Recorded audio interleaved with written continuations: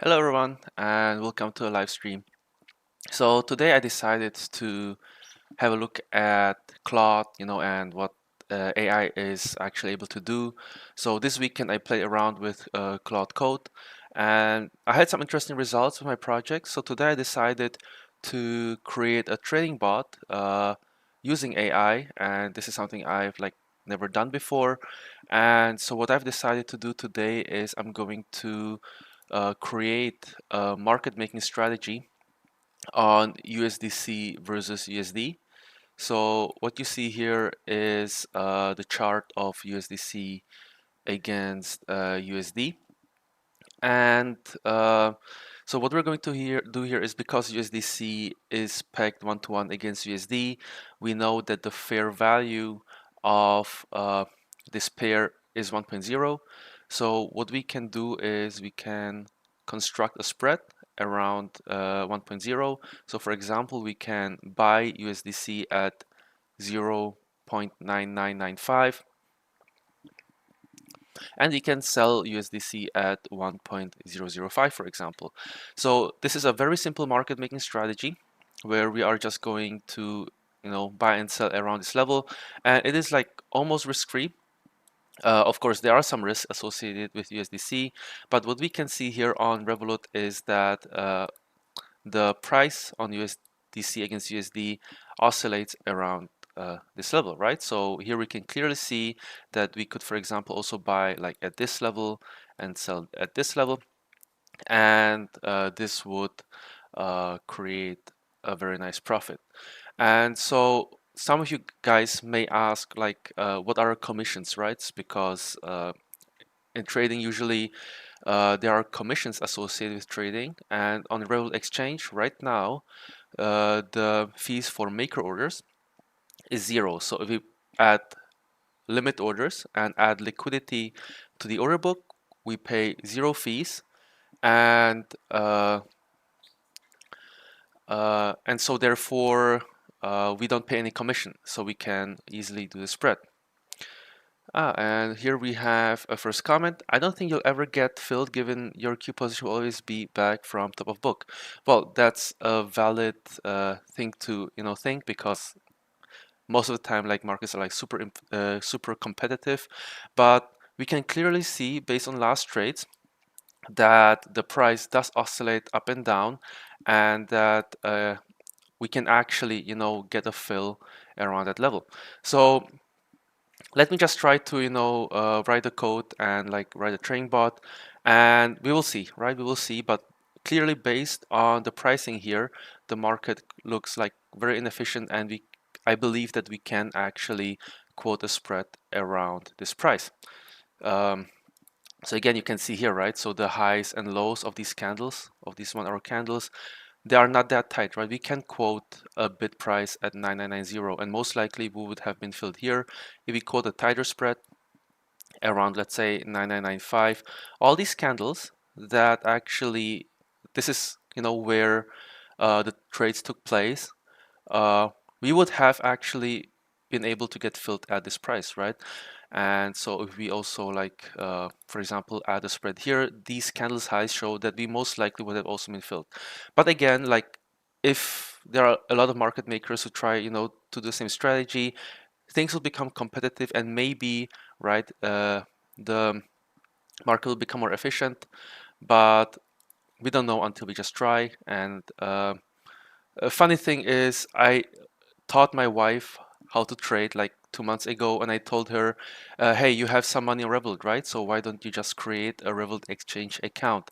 You can, for example, just quote the bids and asks on this exchange. She was doing it manually on her phone, and every day she had like 3 to 5 opportunities where she was actually market making manually from her phone, doing this strategy. So I decided, also one reason I decided to do this is I wanted to create trading bot so she doesn't have to do it manually anymore. But this is how I introduced her into trading, to basically give her an almost risk-free strategy where she can make money on the spread. So anyways, here if you look at the video description, I've added quick description what I'm going to do today. So we're going to create a market making bot with Claude, and then we'll deploy the bot and it will trade live, right? So on Revolut, I have some money to play around with. I deposited roughly $220 US, and so this will be our testing funds to test a strategy. And once we have tested the live trading bot and there will be no bugs and no issues, we can then try to deposit 1,000 or a few $1,000s and see how much money we can actually make on this strategy. And so here, as I've mentioned, strategies. So we are going to quote a spread, or maybe just one side quotes it, but we know that we are going to quote around 1.0 because we assume that USDC is pegged 1-to-1 against USD. And so I just wanted to also mention some risks associated with strategy, because on paper it is sort of risk-free, right? USDC is just a stable coin issued for USD. And if you want to read exactly what the risks of holding USDC is, you can read this article in the descriptions. And there are actually quite a lot of risks, but I'm just posting it here so you guys are fully aware what can happen. A funny story about like Terra Luna, right? Which was also a stable coin. It went from basically to zero. Of course, this is completely different from Terra Luna. USDC is regulated and is like physically backed, but it's still crypto. And I just wanted to let you know that nothing is risk-free in this world. So very simple. We're going to look at the Revolut Exchange API. So when you open an account on the Revolut Exchange, you can access their API by clicking on API key. So we're going to create an API key. I'm going to show you exactly how to do that. And then using this API documentation, we're going to create a Python class that will be able to submit orders on the Revolut Exchange and implement our market making strategy that I have here. So anyways, let's get started. So the tools that I'm going to use today is here's my PyCharm project. So this is a fresh project where we are going to code. I have my Claude desktop, to chat with someone when I'm a bit lonely. And also I have Claude Code installed in my terminal, so we can also let Claude, access my project and edit my files, or like just code for me. Again, I'm not a professional with AI. I just started last week, but I've seen the potential, so I'm just here like to also see if Claude can help me out with this project. I believe there's a high chance that we will get somewhere.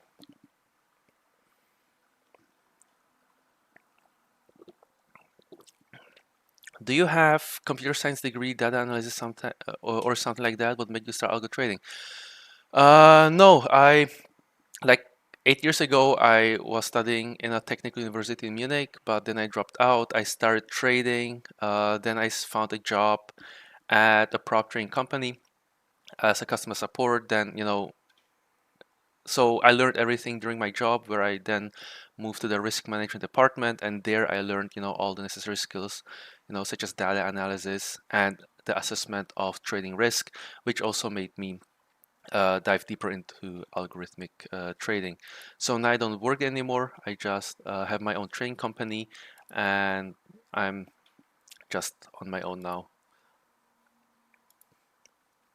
Okay, so as I've mentioned, so first we need to create the API key, and here I have to be very careful to not leak any, keys or private stuff. So I'm just going to start, and if there's going to be something, sensitive, I'm just gonna do it off screen. So I would just disable my screen like for a few minutes. But then after the API keys are done and saved in my folders, then we can just continue normally. So first, what you need to do is we need to create our certificates, right? So create a public and private key, and this is a security measure, to authenticate that the user is actually me. So we're going to do it I'm going to call it API key YouTube because I'm doing it in front of everyone here. Thank you, AV. Glad you like the content. And here I have to add my public key. So here we're going to generate our private key according to this documentation. So what you can do in PyCharm, I believe, is that we can just try to open our git bash, and then I can just copy this command. So now this is my private key. Be very careful not to show it. I'm going to be very careful not to show it to you guys. If someone accesses this key, they might also like access your trading account. So here I'm going to create a folder of certificates, and I'm going to drag this here. I'm going to do it off screen just to make sure, that I don't accidentally leak it. Okay, and so our next step is to create a public key. So the public key is then entered into this field here, and so we're going to do the same thing. We're just going to copy this from the private key. So far nothing says it has been leaked, so I'm going to also create my public key. A public has been created, and I'm going to move these files into my certificate folder, and then I'm not going to touch it for the rest of this live stream, and it should all be safe. Please explain the basics from Start series, please. Hi, so I have the task description in the project description here. Just look at the description. You can find the details for today's project here, and if you need to look at the basics and start, just start the stream from the beginning. Right, so now our public and private key is done, and so what you can do here is, so what I have here, this is my public certificate. So you will have a begin public and end public, right? So this is that you can upload, and this is what they will what you are going to use. So here my public key is here, and when I create the API key, I'm going to allow spot trade, which allows trading capabilities, and you can also set an expiration date. Let me, for example, set it to end of month, for example. And if you want extra security, you can also add a whitelist, but I'm not going to leak my IP address. I'm gonna leave this empty. So I'm going to click on save. And so now this is my Revolut account asking me to authorize this action. So as you see, it's quite secure. And so on my phone, I'm going to authorize this request.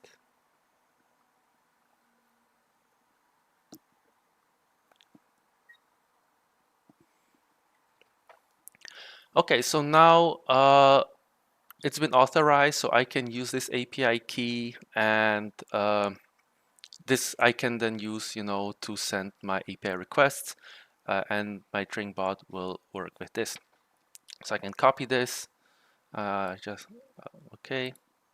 So API key is copied, and off screen, I'm just going to put it into my environment variables. So maybe I can explain to you without copying the code. So here, um, I can create, or actually let me just create a Python file. I'm going to call it API key. I'm not going to add it to Git because this is my API key, and here my API key is equal to that key, that I've just created. So I'm again off screen going to put it there. You can also use .env or like environment variables, but just for simplicity reasons, I'm going to do it like this. So now off screen, I'm going to add it to all of it to git ignore. And I'm also going to add the certificates to git ignore.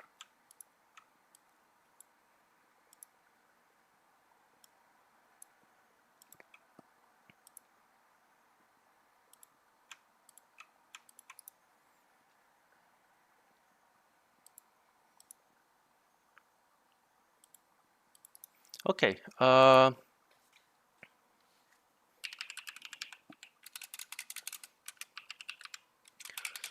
So everything is done. So I can now return back.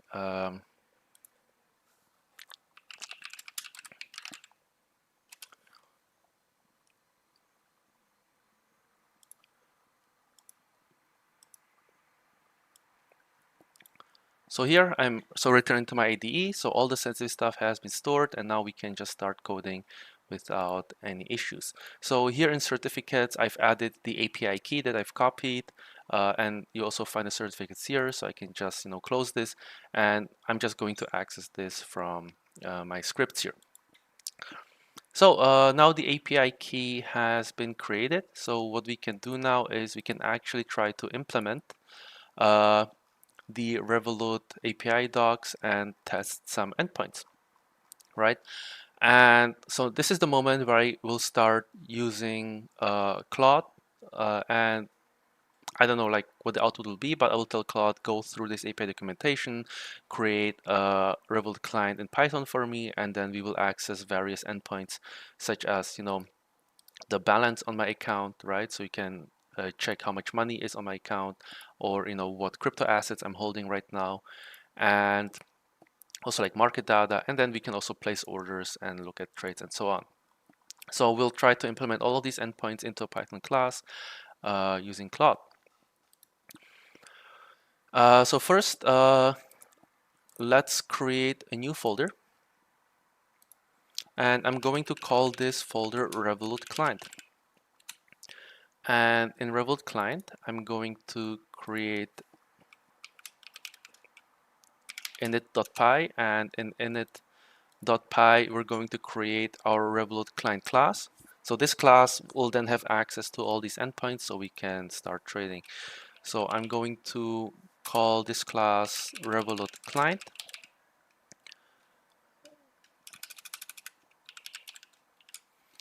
And so now I have to think about what this class will do, right? Because when we write a string bot, the string bot will work with this class to read market data and submit the orders.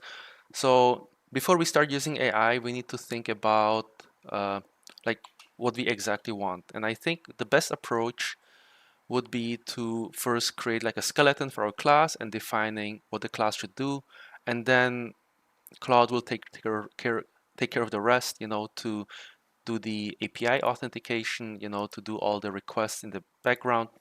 So we need to think on the high level what this class has to do.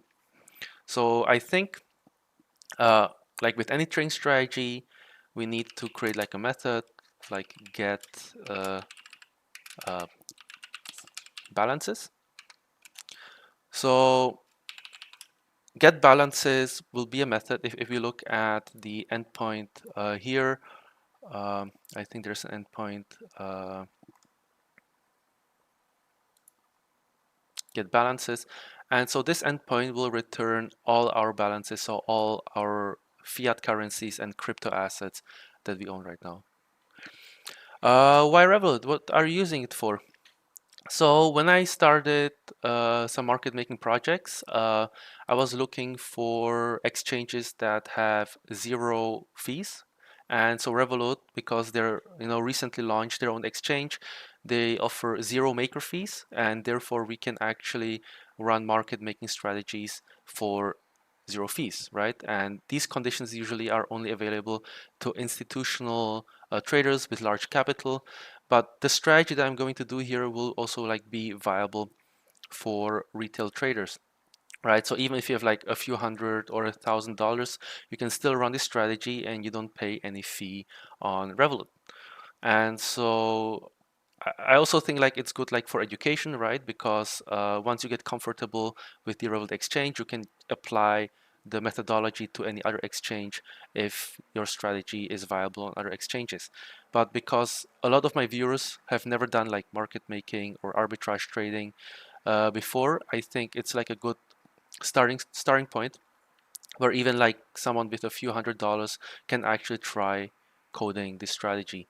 And as I said, you can trade this manually on your phone, right? just placing the limit orders here, and just by adding liquidity, you can make like almost risk-free money. So that's the main reason. So back to my class, we need to get the balances, and I think this is like a good thing I learned, you know, when I work with AI this weekend, is that if you document and structure a class in advance, so it actually forces you to document first and then let Claude do the work later. I think it's very helpful because then Claude actually understands the context of what you want to achieve. And so get balances, this function will return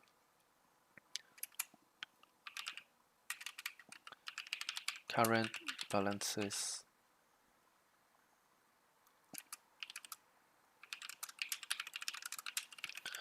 account. So what we can, for example, also assume here, I think also a good thing to do when we like tell Claude is like, if you're like explicit, like telling Claude, okay, I want a dictionary as an output, I think that's also quite good. And also, you can also provide the dict values that you want to have, right? So the dictionary, so an example,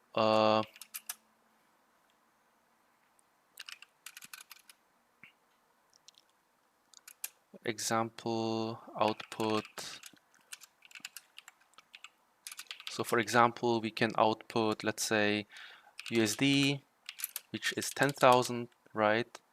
Then I have USDC, you know, which would be, let's say, 300. Maybe I will also have some Bitcoins, right? BTC USD, and I will own like 0.01 Bitcoins, right? So I think documenting like that is the first step. And maybe instead of me writing out the entire class methods, let's just try to, you know, apply the get balance function, just this one, and see if Claude can actually fill it out for us. So maybe I will also provide a like a general context for this entire file. So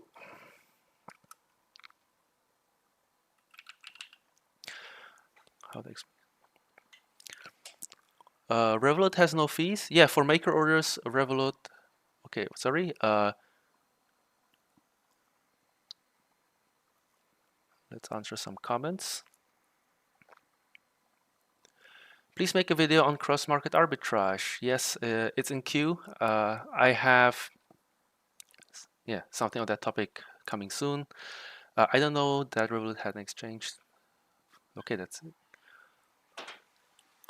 Are we going to capture a fixed spread or is something more smart? So for now, I'm going to capture a fixed spread. So I'm going to say like buy at 0.9995 and sell at 1.005. And then once this is done, then we can like play around with different settings. Maybe we can like do an adaptive spread that looks at the current mean, right? We can apply a Bollinger Band mean reversion strategy. But I think for us today, it's important to get like the basics done, which is like having a fully functional bot. And then we can like deviate like the strategy to have like something more advanced later. Yeah, Revolut has no maker fees, so you can add limit orders for free. No kidding, bro. This looks dope. How do you do that? Yeah, thank you. Have you ever statistical arbitrage strategy? Yes, this is what I actually specialize in. And we'll have something on statistical arbitrage in a different live stream.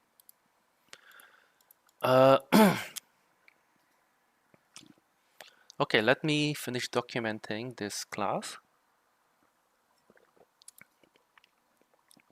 So this class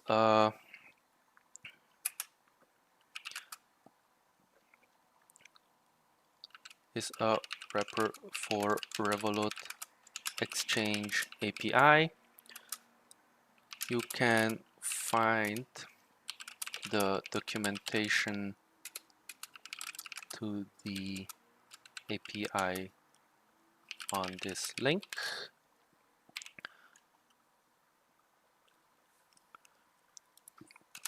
So what's really cool with Claude is that you can just provide, you know, some some link, right? And it can like fetch this website. It will go through, the documentation, and then it can like assess, how to work with it, which is like really cool. So here I can add the link to the Revolut exchange. And like I just tell Claude, look at this file, do it for me, and hopefully it will be done. And then maybe we'll also like try to write the objective, this class.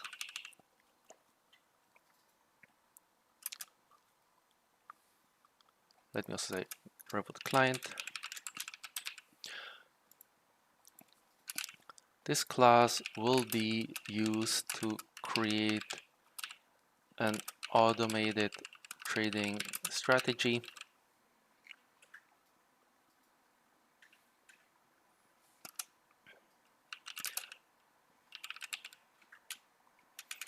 I think this is enough. Okay, so maybe also like tell Claude like where you'll find.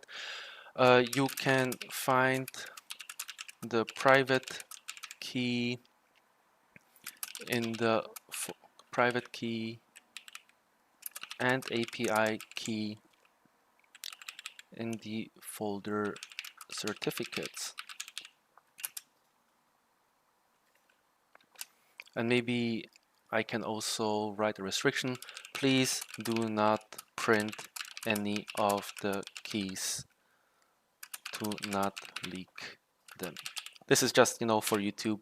I don't know what Claude might do, so so I'm just making sure like the keys will not get leaked.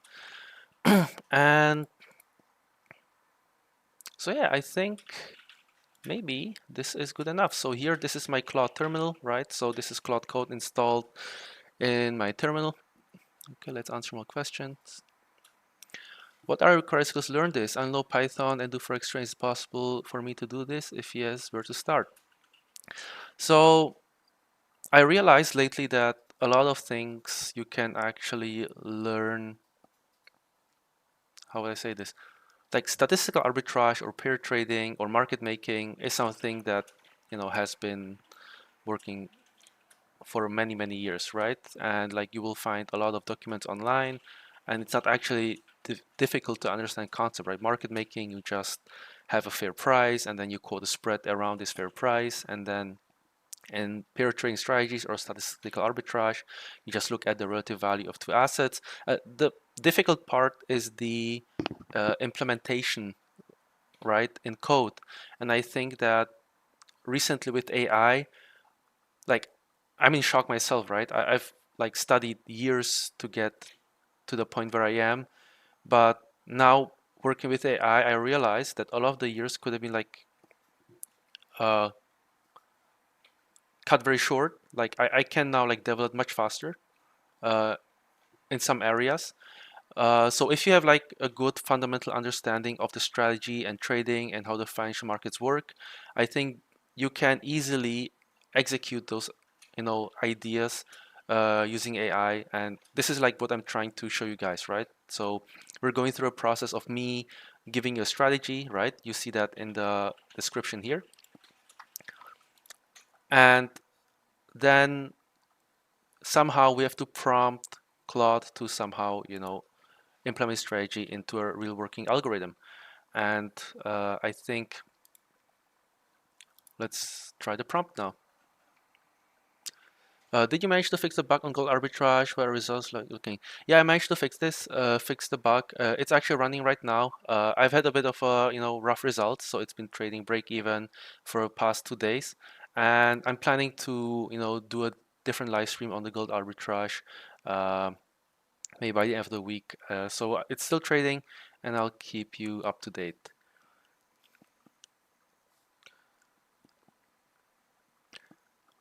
All right, official. Sorry, official for 996. I will like mainly like focus on the topic of coding Claude, coding with Claude, and making the market making strategy. If you want to discuss something outside of this topic, like statistical arbitrage, pair trading, and so on, you can, for example, send me a message on Discord, and I'll answer the questions later.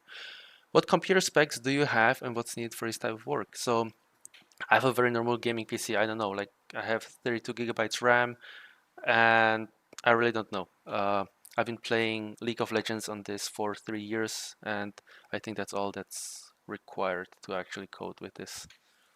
Because then I can deploy the strategies on a virtual private server, and then it's not like connected to the performance of my PC. No, I don't have a specific degree. I have a high school. Yeah, I just have a normal IB. Not IB, it's Abitur in German. Just high school. Uh, so let's prompt. Hello, Claude.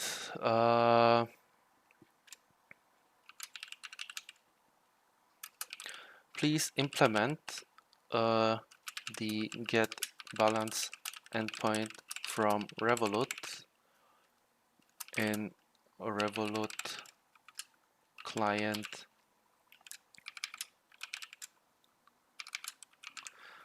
API. You will find the details of the task in the file. So I have no idea how to prompt, right? This is just something that makes sense to me. And so now let's see what Claude does. This is going to be interesting.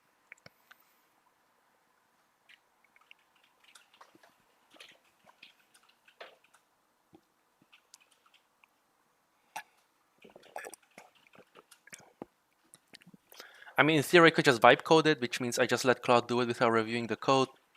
And that would be fun, but because we're dealing like with real money and trading, I think here it makes sense to like review the code, right? I tried vibe coding over the weekend. It is actually quite fun because you just let Claude do its thing, and somehow at the end of the day you get a result.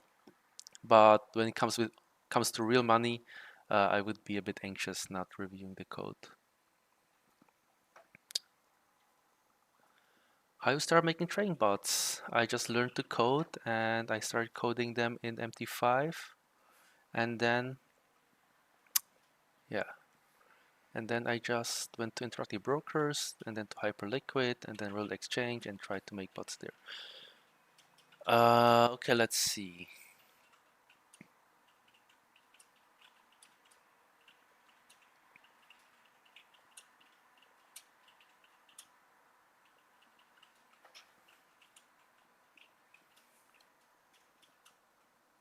Okay, let's fetch this content. Do you know why gold arbitrage is underperforming? Are losses due to trading-based difference or due to swaps? It is underperformed because the volatility is quite low in the spread, and I'm not getting like good execution by broker. My broker is giving me sometimes like 300 or 600 milliseconds delay, and because it's so sensitive to slippages, I'm not getting the fills that I need. How do you know how to review Claude Code and where to look for errors? And how do you learn how to code and review code by your own? Well, I started programming first, right? So I designed trading strategies. I wrote the code myself. So I think it's just experience in making the code yourself, which helps you then review the code and like try to look for errors. Like if you work in an IT company, right, and you had a lot of developers working for you, you would have to like do all the merges, review the code of your employees, right? And I was lucky like to have been working in a corporate where I was also like reviewing code. So you just learn to read code and understand what's good and what's bad. And you do the similar things here. Imagine Claude is just an employee. He gives you the work. You have to read through it, and then you have to decide if it's good or not.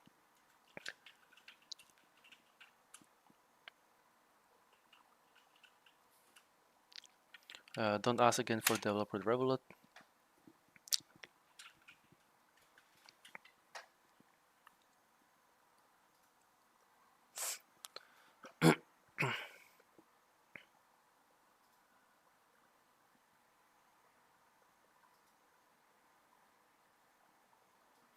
All right, let's just allow Claude to just access whatever it needs. So now Claude is going through the documentation, I assume. which is this page here, and it's like studying the code, understanding how it works, so it can then get implemented into my Revolut client class. That's what I'm assuming it's doing.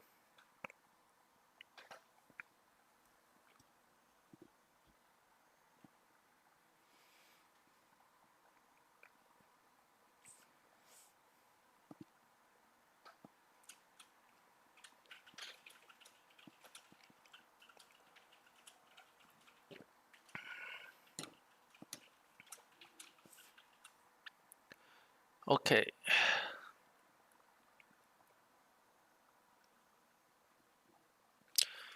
Okay. Feel free to fetch GitHub also if you need to.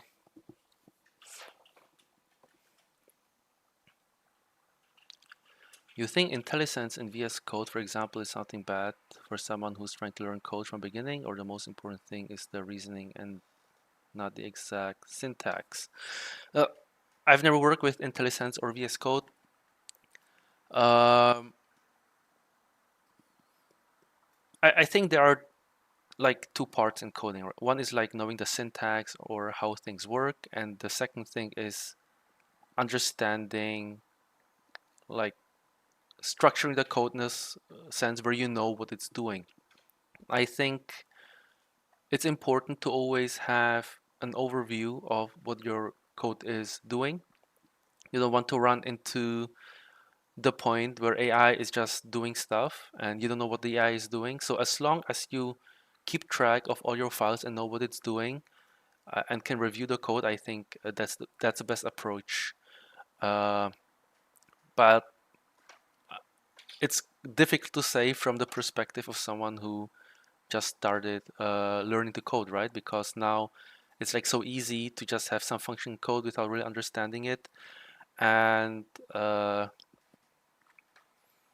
and so I think like when you use AI, always try to understand what it's doing, read it, and as long as you keep track of what your script is doing, I think that's a good approach. Oh, IntelliSense is just the thing that fills out your code with the remaining syntax. I mean, that is great, right? So it's basically autofill, and I think there's nothing wrong with that. Do you want to proceed? Install required dependencies in the event. Okay, let's install the dependencies. So most likely we're going to use like the requests library that we have to install, and this is going to be used under the hood to access the API.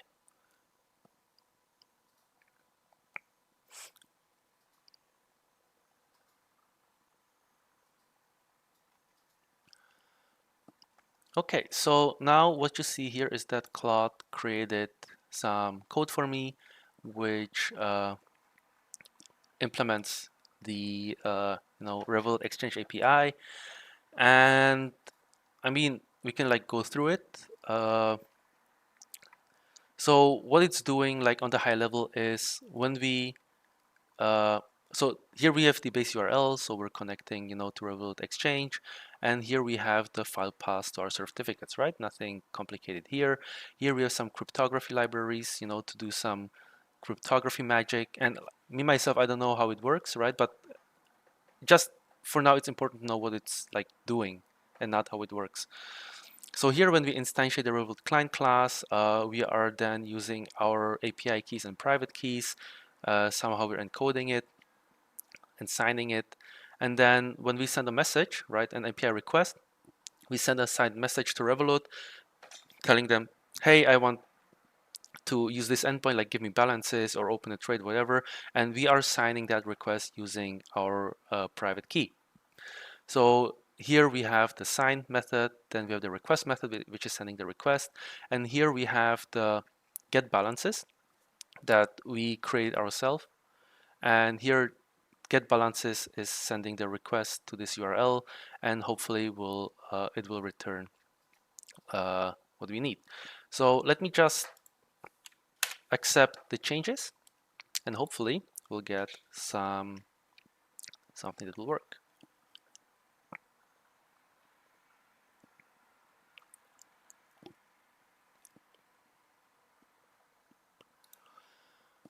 So now the changes have been implemented by uh, by Claude, and then here I've created a test script, right, where I can import the Revolut client class and then try to run the code. And so Claude was so nice and already like asked me if I want to implement this change. So it's almost like thinking for me at this point, and like, thank you, absolutely, I want to try it.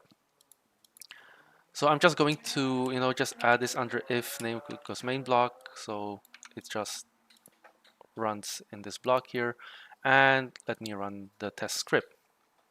And actually, this is absolutely amazing, guys. So if I knew myself, or I know myself, if I had to do this myself, it would take me like 2 or 3 hours, right, to do just this, because I would have studied the code and like do this implementation of a client. I would have lots of errors, and I would not trust myself, to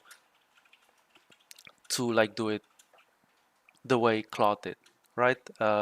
Because I would have to study, okay, how does cryptography work? How do I sign my request? And all those requests and so on. So now, as you can see, the API returned that I have 229 US dollars on my account. And if I look on my Revolut account here, I have 229 USDCs. Actually, yeah, it's USDCs. So it works, right? So we have successfully done a request to access data from Revolut, and this is here in our Python terminal. So let's get back to some comments. How much time did it take you to reach your current level of coding? I'm trying to build expectations as a beginner. So let's assume I had like 3 years of professional experience, but I'm also self-taught. So if it's purely algorithmic trading and like nothing, uh, like if you want to find IT jobs, right, you have to learn a lot of things. You have to learn like to work with GitHub, then learn the programming language, and then write nice looking code so your team can work with it. You'll have to learn something about deployments, and I think for like at-home use cases and algorithmic trading, you can create a trading bot within 3 to 6 months, right? Because creating algorithms is actually like super easy. The process is always the same. So if you create like a pair trading strategy, you just take symbol one, symbol two, you hedge them against each other. I think the crucial skill in algorithmic trading is mainly the analysis and backtesting part, right? So you have to learn how to extract data, analyze financial data, and create a trading strategy. Because once you get to the point where you know exactly how the strategy should work, you can then use AI to create a trading bot for you. So I would say put a lot of or invest a lot of time into learning, backtesting, uh, and analyzing financial data, and then try to construct a trading strategy. And once that is done, then I think it's important to just learn how to work with Claude and prompt, like give Claude your strategy, and will somehow, give a working strategy. Is it worth learning Rust? I don't know. It's very popular, but I don't work with Rust. Really interesting project. I'm doing personal market making with USDC. I have also no inventory risk besides the DPEG. Correct. So I'm starting with this very simple strategy because for beginners, it's the easiest thing you can do. And I think it's the like easy first stepping stone to get into algorithmic trading, because you want to start with strategies that have like minimum risk, that generate money almost instantly, right? And then you work from there. Then you can work to like higher risk strategies. Then you can do like cross exchange arbitrage strategies and so on. So I think if you're getting started, starting with simple things is always the best thing, right? Because then you can work from there. Rust is great. Learning makes you good programmer in general because it forces you to learn good memory management. Right, I've had like a C tutorial in university. I really sucked at it at low level programming. It's actually crazy because when I learned about alloc and malloc, I actually, my brain got fried in my first semester class in IT. So, but I guess it's a good practice for someone who's like first getting into it.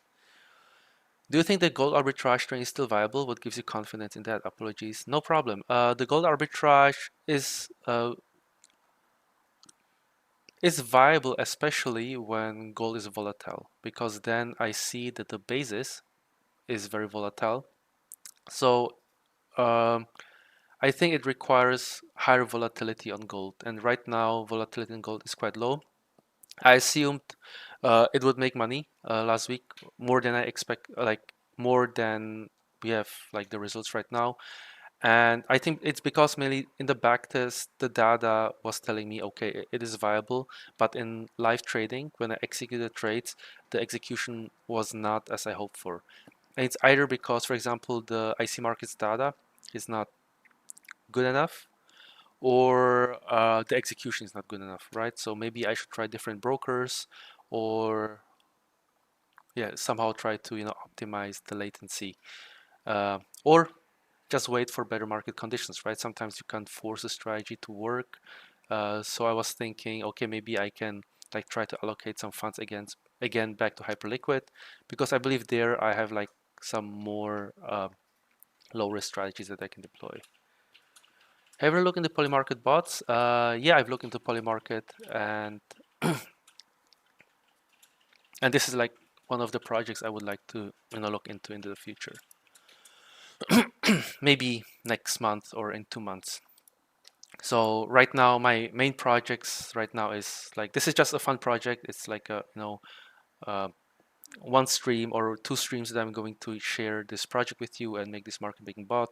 Then I'm going to come back with statistical arbitrage and pair trading strategies. So I'm going to come back with a gold arbitrage strategy or hyperliquid against MT5. Right now, the boys in my office are trading hyperliquid against MT5 with really good results. And so while we're already on this topic, we're building like dashboards for your members, right? So you guys who are watching, we're trying to like build a GitHub project where you can download our arbitrage trading bots and deploy them on a web server. And then we're going to provide you with dashboards where you can monitor these things real time. Maybe I can try to show you an example of what we're trying to build here. It's still in development, so I believe maybe by the end of this or next month, it should be done. But basically what you'll get is like all the training bots that you're going to download from ATJ Research. You can then deploy on your virtual private server, and you'll receive like this nice dashboard where you'll see positions and accounts from different exchanges. So for example, Interactive Brokers against MT5, or Hyperliquid against MT5, or like a cross-DEX Hyperliquid against Lighter, which is also DEX. And then you'll have like these string dashboards with these two symbols, a P&L report, and then the access to like create multiple dashboards. So this is something I'm working on, and I would like, this is like my main project for you guys. I'm trying to make pair trading and cross exchange arbitrage accessible even to like retail traders, right? Which is something that was only like available to like real professionals who can code it, or like institutions who work on it full time. Okay, back to Claude. It was a nice rant again. And so what we need to do now is we're able to extract the balances. And so what we need to do next is we need to uh, also get like the open orders, right? So again, we want to create a market making strategy on USDC against USD. So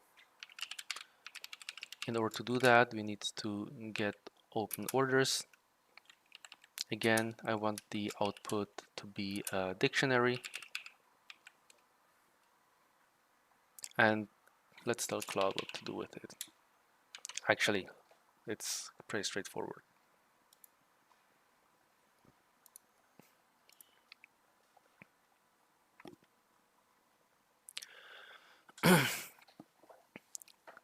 So we can get balances.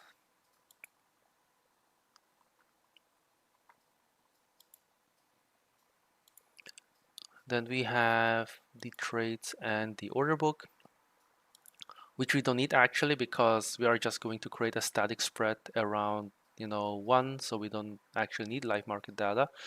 We need an endpoint to place orders.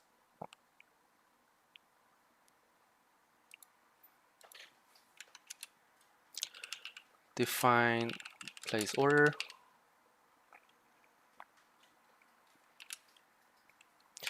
And so the inputs of these orders, like in any exchange or platform, it is almost always the same. Every order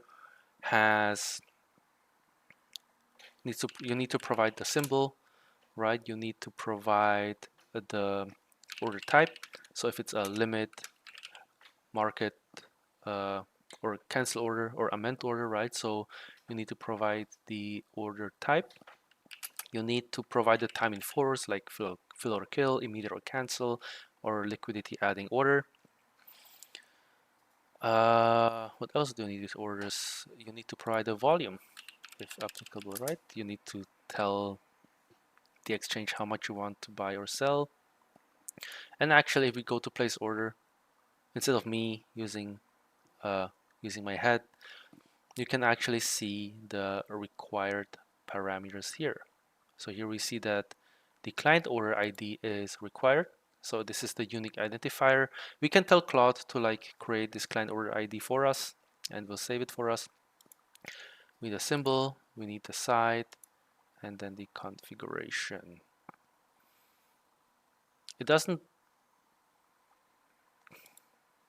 expand.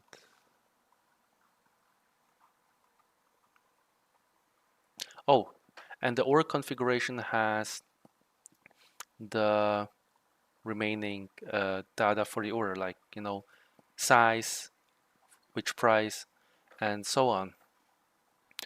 So I think what I'm going to do instead is I'm going to split this into two. So instead of place order, I'm going to create a function called place market order. So I can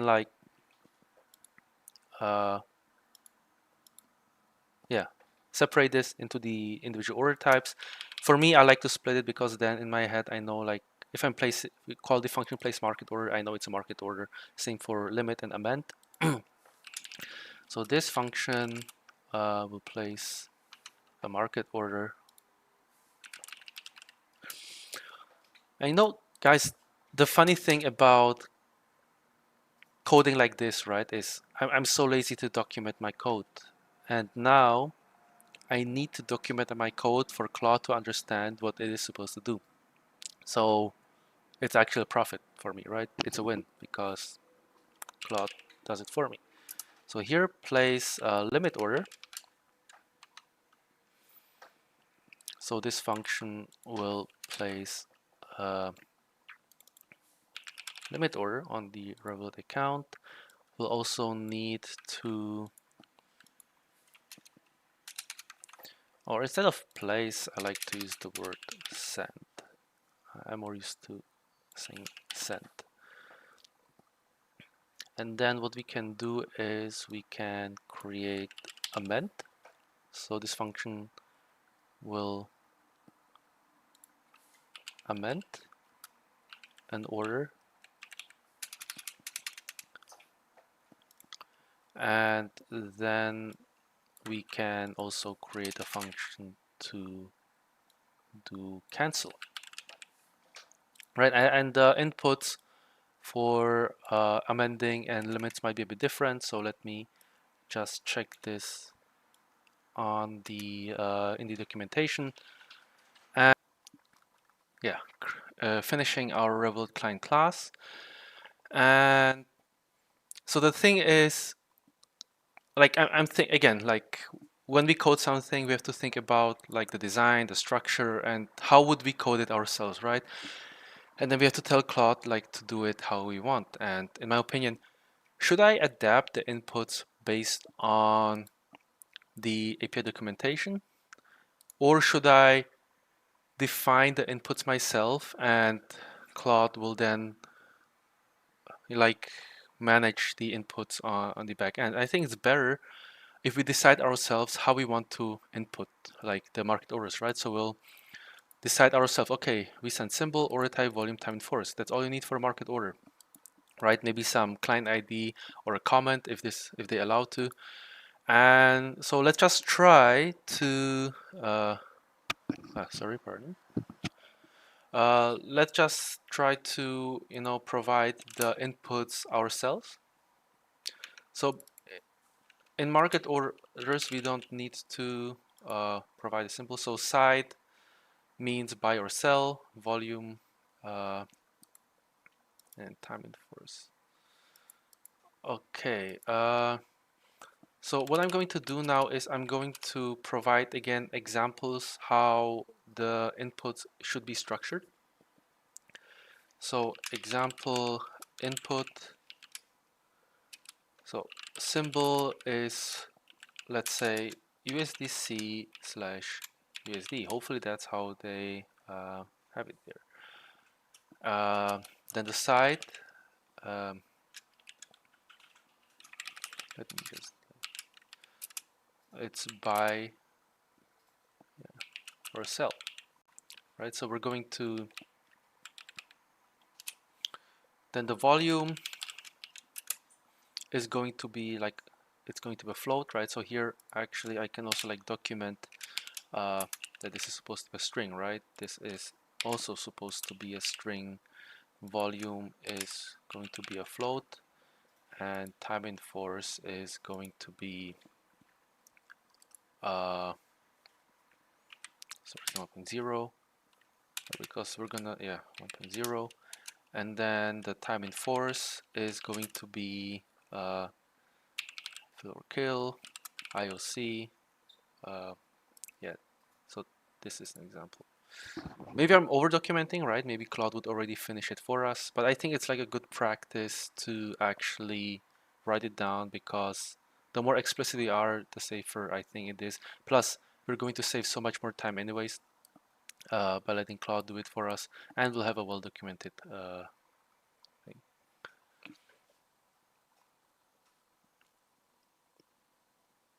Also, like when we have like this output, right? So I can also like write an example output, and this forces Claude to put out the data in the shape that we want, right? So here, so we can either like use the raw data used from the Revolut exchange, or we just define the outputs ourselves so we know exactly what we're actually working with. So here we can have like the order ID, this something, right? Then we have the time, which is the time of the order, and this would be some timestamp that returns. Then I can say which order type it is. So if it's a market, if it's a limit or a stop order.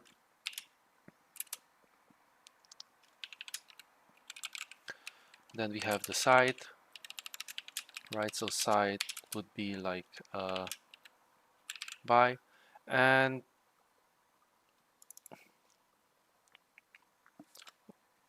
okay, now I'm over engineering, right? I'm thinking in my head, should I write buy in capital buy or sell? I guess, yeah, let's just do capital buy. But then the order type is limit with lowercase, so this is like the part of me that it's like overthinking everything. It doesn't really matter. Order type, limit, side, and volume, right? How much? So here we are creating like example outputs, and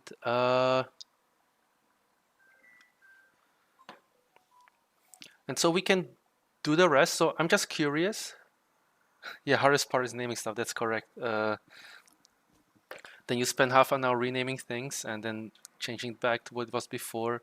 I think we provided enough context for Claude to understand what we're trying to do, and like this is a dangerous part. I'm like how much do you have to provide for Claude for it to understand? Because then if I don't do this, right, and fill it here, let's just see what happens, right? Because we'll review the code and I can always say, okay, I don't like this, right? But it's very easy to just say, okay, do this. I don't really care, just do something.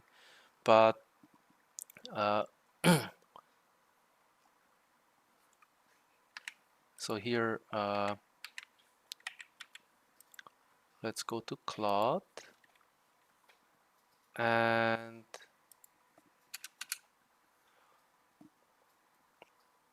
Claude wants me to, do you want to proceed? This command requires approval. Okay, let's just, I actually tested it, but I don't know how to exit now, so I'm just gonna go yes. We've tested it already anyways. So Claude is actually, just testing the stuff. And let's see. Hello, Isolated. Welcome to the stream. Nice to have you here.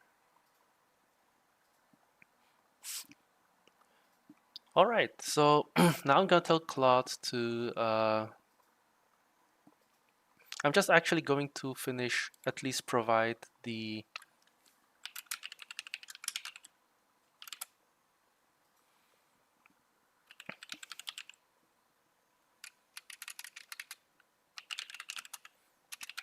I think it will already understand what I want to do here. So when you amend an order, you should provide an order ID, then the price, the limit price, and then the volume you want to change it to.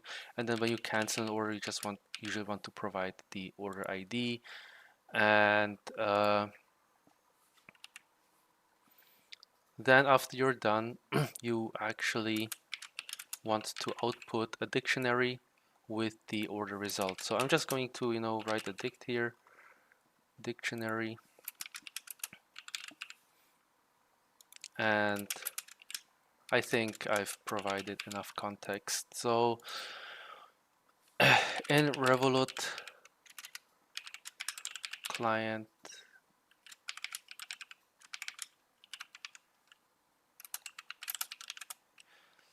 can you implement the remaining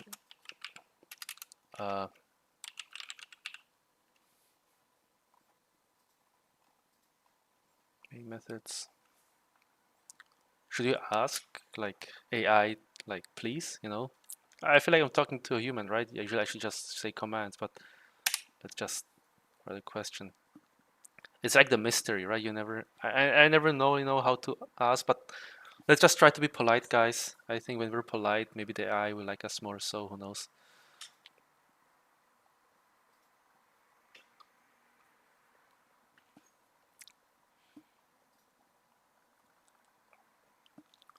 So now it's working.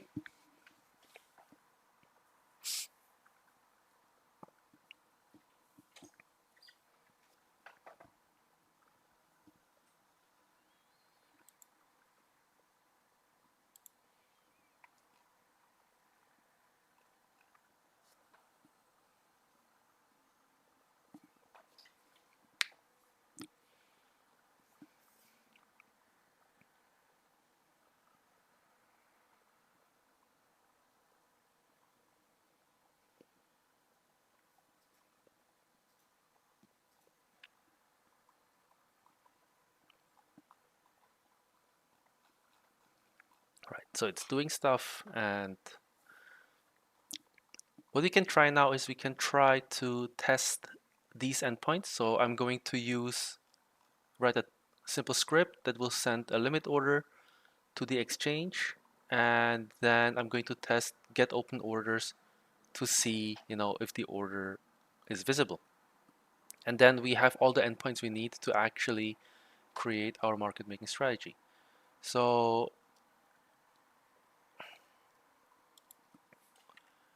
yes, and you can use that too.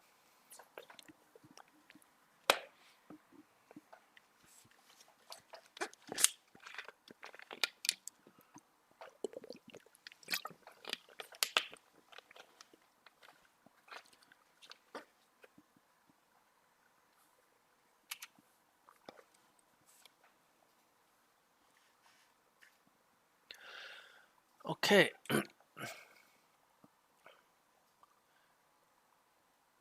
Final pass.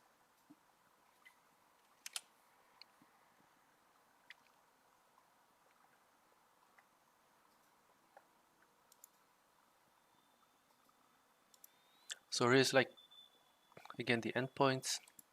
I think soon enough we should be able to, submit our first order.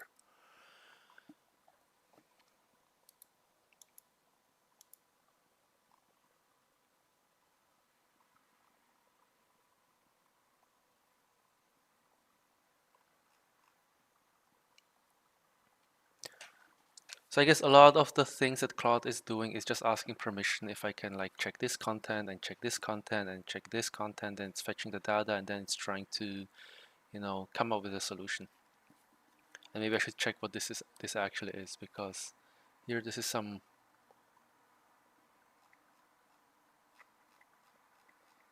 GitHub user content that I would be too lazy to read myself or look at it anyways, but it seems to be fine here. As long as it's not doing anything too dodgy, I think it's fine.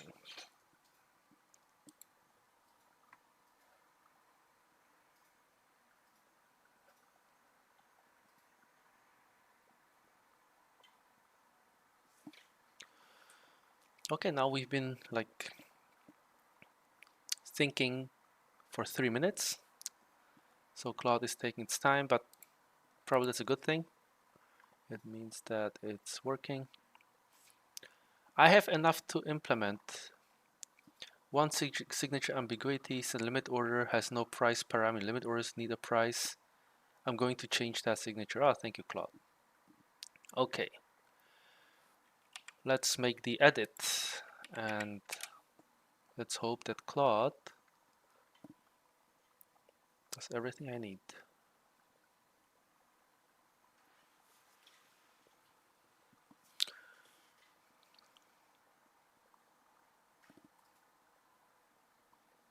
So far everything's so good.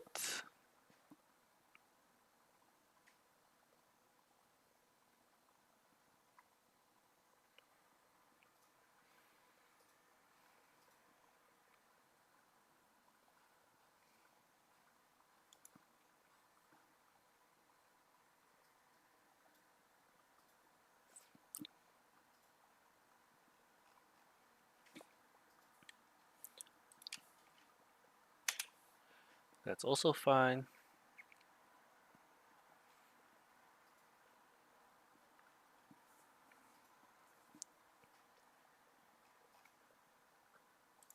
And let's also do a test script. Be very careful here.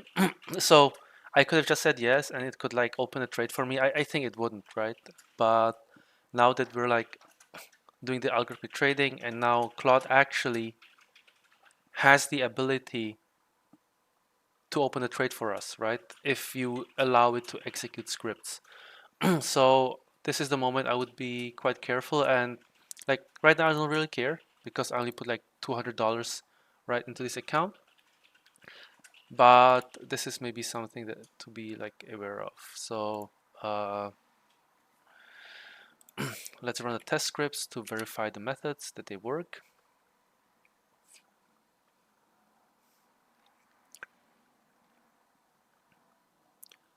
So now what I can do in theory is I can like test the script, because now open orders, get open orders has been implemented, right? So if we go to orders, and like let's say I want to buy, let's create limit. So let me explain how to add liquidity, right? How to like have a trade for essentially zero trading fees. So right now, if we look at my balance, I have everything in USDC. So the thing is, I can only sell right now, and so I will provide limit.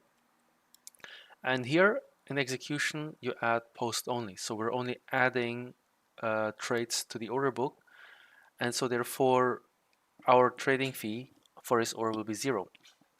And so where can I sell?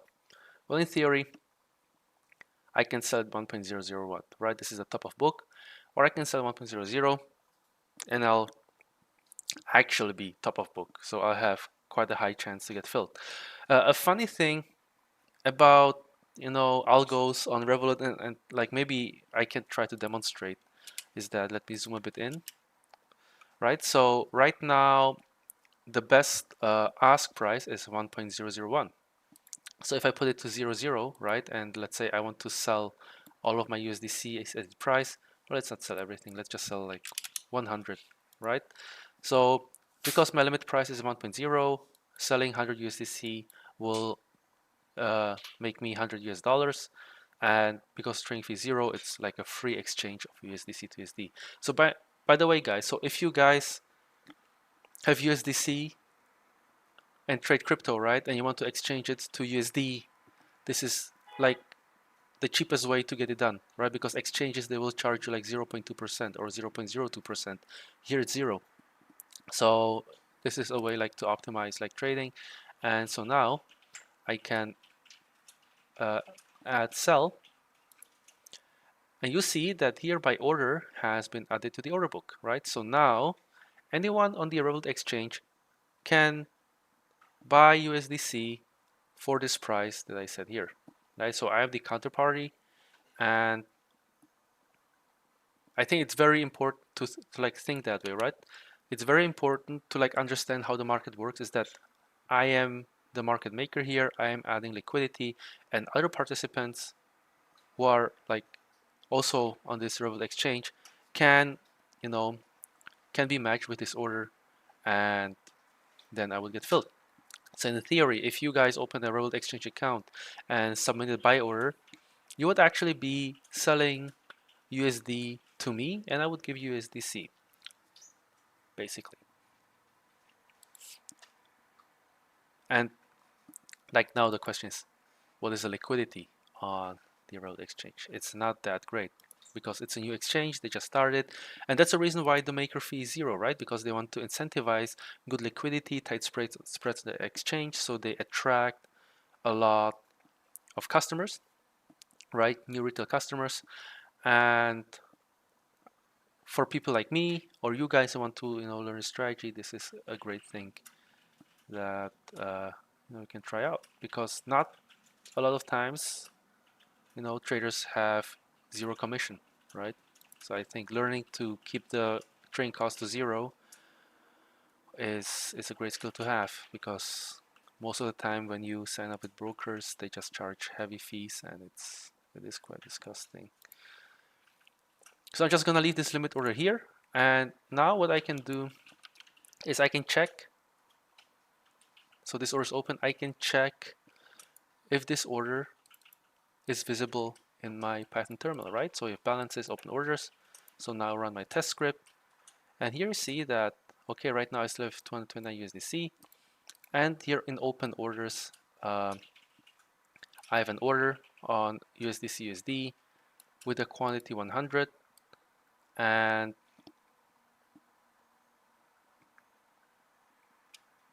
that's basically it. So it works, right? So with Claude, I was able to get balances of my orders, and now we're gonna do a very interesting one. We're gonna place a limit order using our script.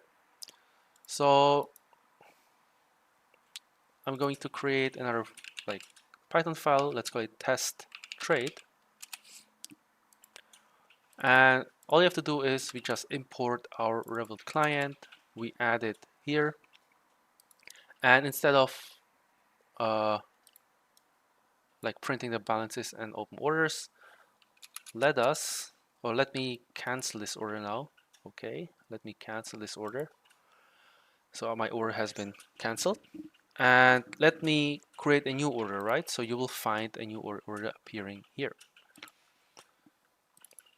So let's go to our client and let's have a look at send limit order, right? So here in send limit order, we provide a symbol, the side, the price, the volume, and the time in force. And the question is, what time in force values are available?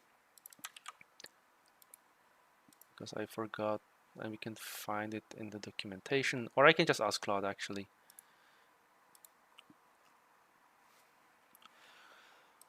I want to place a limit order with the Revolut client. What values can I submit for time in force.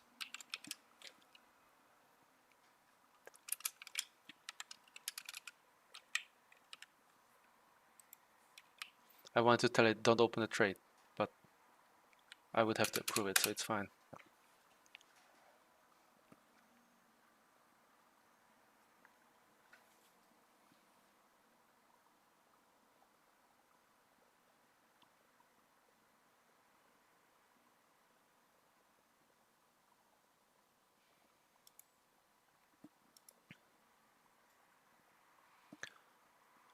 Okay, so here the possible values for time in float, time in force are GTC, IOC, FOK.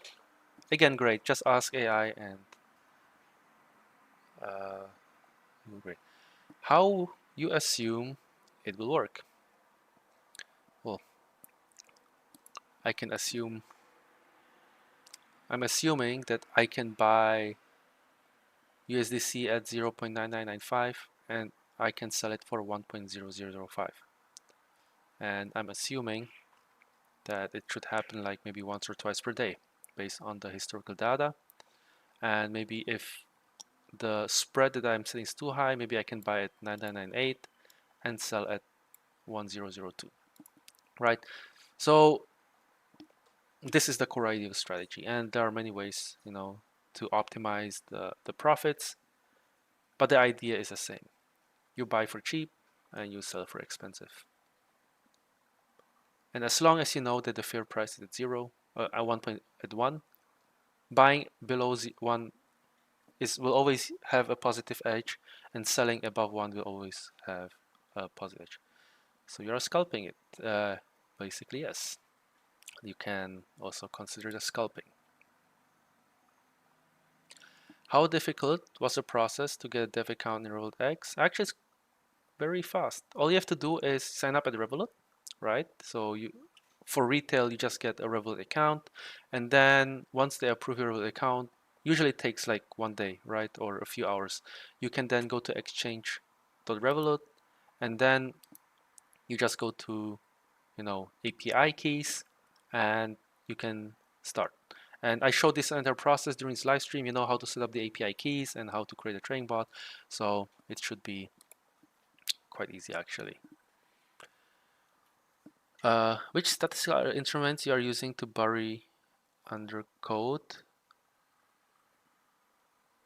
So right now I'm using just USDC against USD. So this is what I'm like presenting on this live stream. But you can also try like other symbols. But one thing I still have to check with Revolut, right? So Revolut has a rate limit for limit orders, which is 1,000 requests per day, which is not a lot. So maybe you will find 1 or 2 trading setups, and then you're like run out of the limit orders.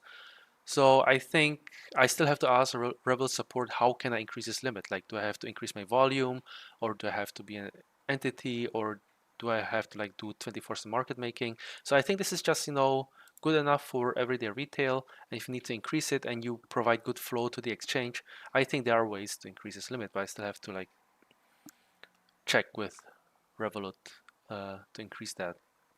I sent an email once, but they did not like really understand what I'm trying to do. Maybe if I like sent a lot of volume, then maybe they will take me more seriously. So it's all about the flow and volume provided to the exchange. DLEMA, RSI. No, I'm just doing a static spread. Just buy at 9998, sell at 1002. No indicators. Just the most simplest strategy that you can think of. Okay, I wanted to create a test trade. So our endpoint is called send limit order, right? Let me copy that for you and for myself. This is what the function looks like. So in order for me to call this function, so we do client dot send limit order, and then we provide these parameters. And so what do we need when we submit order? So our symbol is equal to USDC slash USD. Hopefully that symbol is correct. You can also write an endpoint to provide us with a list of symbols. The site, let's to sell. The price, right? So the price that we want to sell at, let's say we want to sell at 1.002, right? This yellow line here. So we're above 1 and hopefully we'll get filled.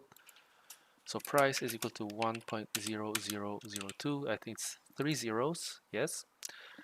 And then we need the volume. So let's sell 100 USDC, right? And then the time in force. So here you can do GTC IOC fill or kill, and we provide good till cancel. So until I decide to cancel it, this order will remain or it will get filled. So time force is GTC. So let's test it now. So I just need to provide these inputs and we're going to submit a sell order on the Revolut exchange.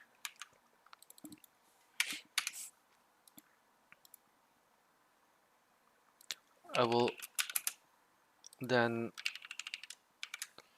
save the output of this function to order result, and then I will print order result and print this order.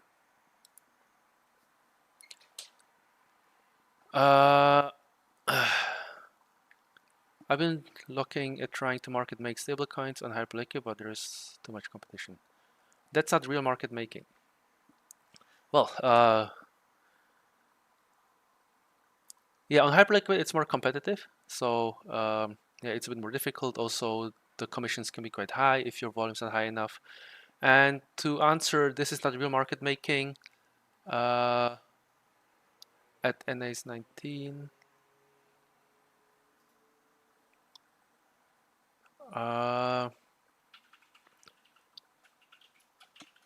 let's have a look at Hyperliquid. Let's see. I mean, there are ways to do market making on Hyperliquid, and so these are not stable coins, right? But here, for example, you have USDT against USDC, right? So here you can like exchange Tether for USD coin. And so here you have the commissions, right? So here if you provide maker quotes, yeah, unfortunately you need half 500 million in volume to have like 0 fees, right? So compared to Revolut, where there are 0 from the start, here you have 500 million. So I assume it is possible, right? But again, there's a lot of competition, but like you can try. So if we look at the 1 hour chart here, right? What you see here again, it's the same thing I'm showing you on Revolut, right? It's literally the same strategy. So you just compute the fair market value, right? You can say, okay, anything below 1 we buy, anything above 1 we sell, and you can like sort of create like a market making strategy. So I would say it is possible to do it, but I have to check the commissions and like the threshold where it actually becomes profitable. But again, the commission, I mean the competition can be quite high, because here you see that on top of book you have 8,000, 7,000. But what's interesting is that when you start like market making stable coins, we can then get into the topic of cross exchange arbitrage, right? So we can, for example, say, okay, maybe on Revolut right now we can like buy at 9.8, right? And then if the price is high on another exchange, we can sell it. And sending stable coins from one exchange to another is very fast because it's crypto. So within a few minutes, you can actually buy something here, sell something there, and because there is like no risk, no inventory risk, because you're holding basically a pegged USD asset, this is something that you can do. But this is like not my specialty. I'm not doing that. I'm more focused on pair trading and statistical arbitrage, as you guys know. But I wanted like to show this project because again, like if you've been here at the start of the stream, my wife was doing this manually. I was teaching her a simple like buy and sell USDC against USD on Revolut because she always has like extra funds available on her account, and the return of this is better than a savings account, and that's a good thing, right? If you can outperform a savings account by almost having a risk-free strategy, that's a good thing.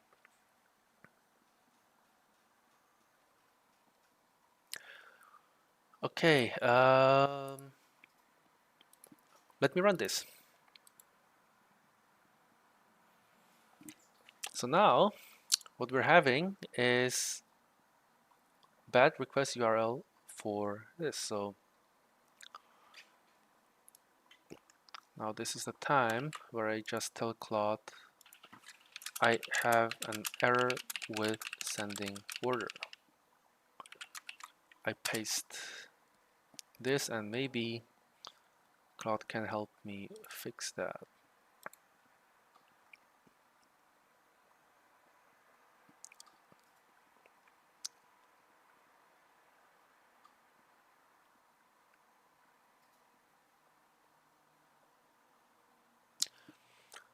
Okay, let's read the output.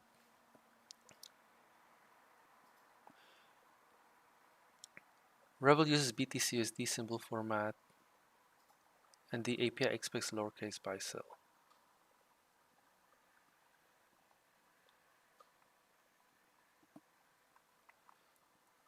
Okay.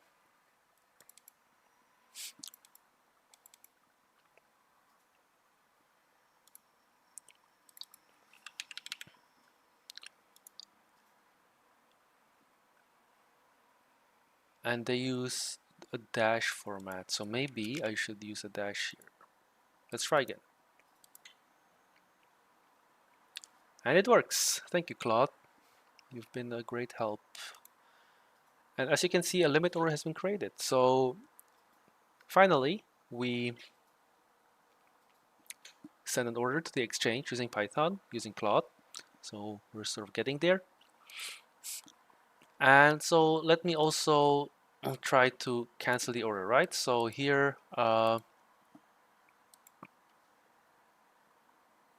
about I will just create a file and let me create a folder. I will call them test scripts, right? Where I'm testing the code. I'm going to put all the things here and then we'll start coding our trading bot. So here, I'm going to create test close order. And maybe I can, just tell Claude to close a position, right? Okay, let me get some water.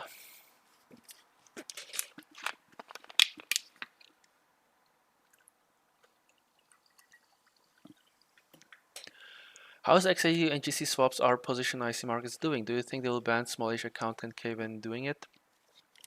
So right now it's not doing that well. This strategy, it's like roughly break even, and but I don't think like for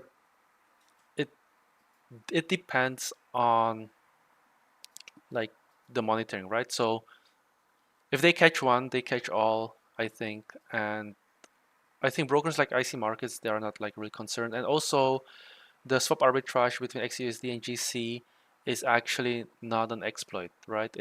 You're actually doing nothing bad, and I believe that if you have a like properly regulated broker, like let's say some EU regulated or FCA regulated, right, or Australian, the broker cannot take away your profits. That would be illegal, right? You just placed an order that is according to the real market, right? Because you can trade GC on the CME, right? And that broker was willing to sell that asset to you at this given time. So I think as long as we are not like exploiting technical faults of the platform, you should be completely safe when doing it. What they can do is, we don't like what you're doing and like you should stop trading, but they can't take away your profits. But not guaranteed. This is just like my personal opinion.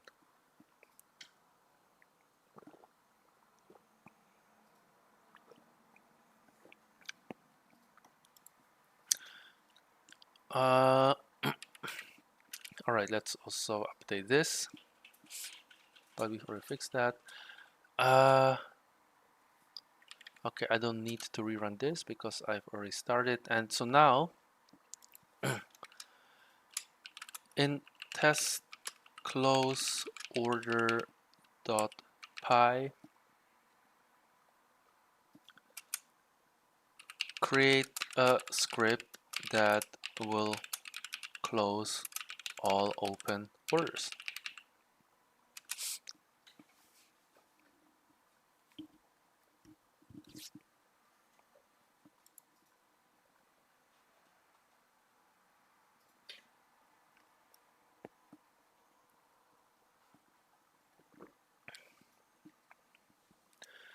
Okay, 1 second, let me get some caffeine. I'll be right back.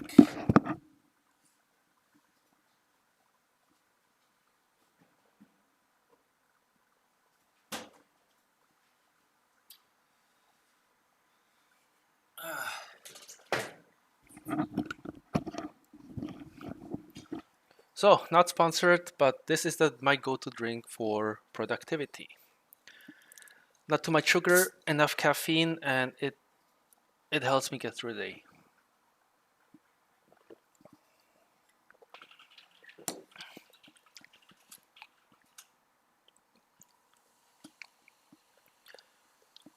Okay, do you want to overwrite test close order py? So let's see what it did here. So we are creating a Revolut client class, we're getting open orders, and then for open order, we are canceling that order. Great, let's see yes.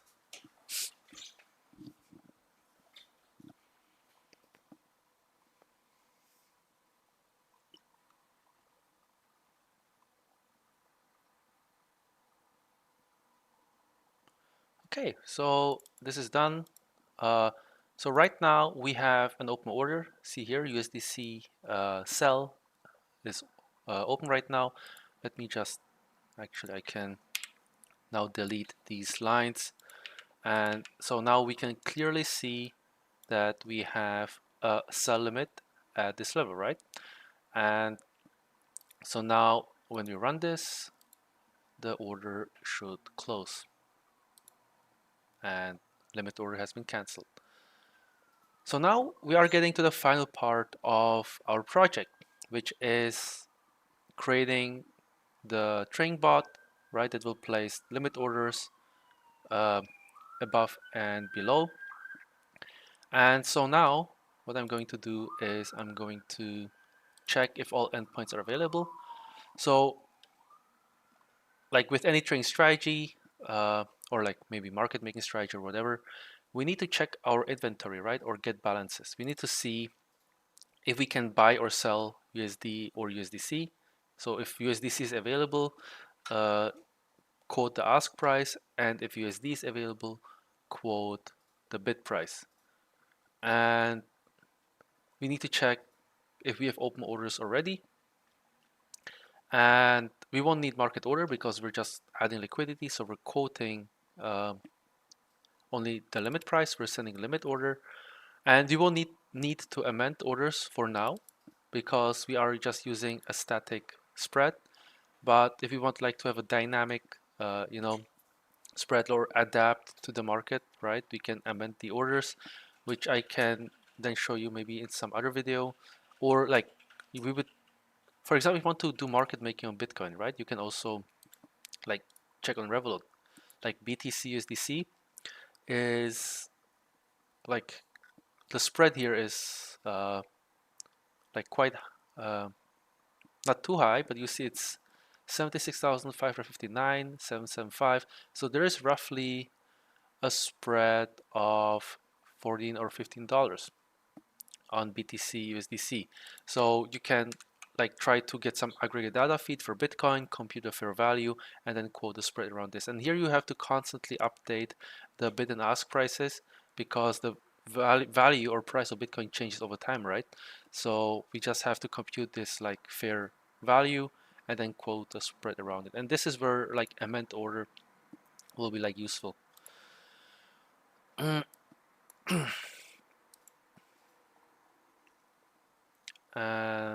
yeah, there are like a lot of other pairs. So now let's just code the trading bot. So here we had the test scripts, and now I'm going.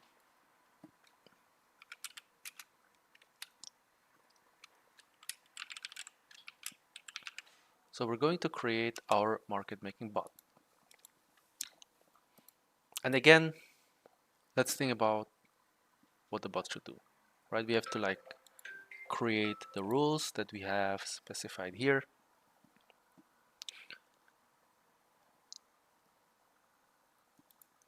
And so let's just write it down, right? Let's write it down what we're going to do.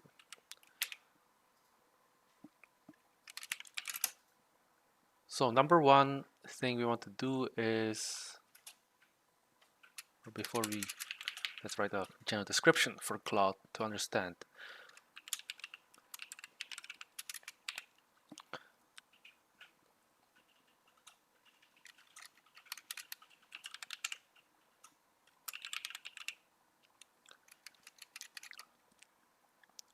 This file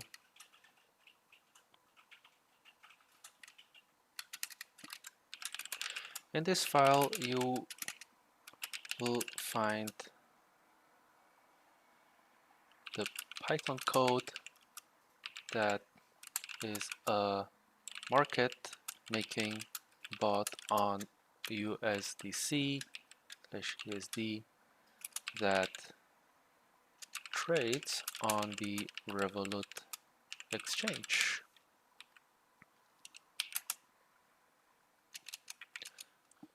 And let me zoom in a bit so you guys can actually also see my comments. Let's zoom 150. All right. So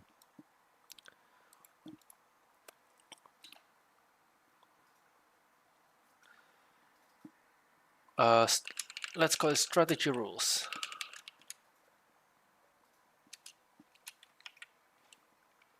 So here are the strategy rules. The trading bot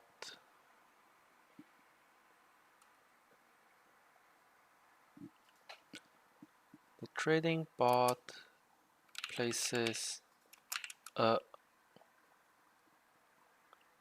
post only by limit order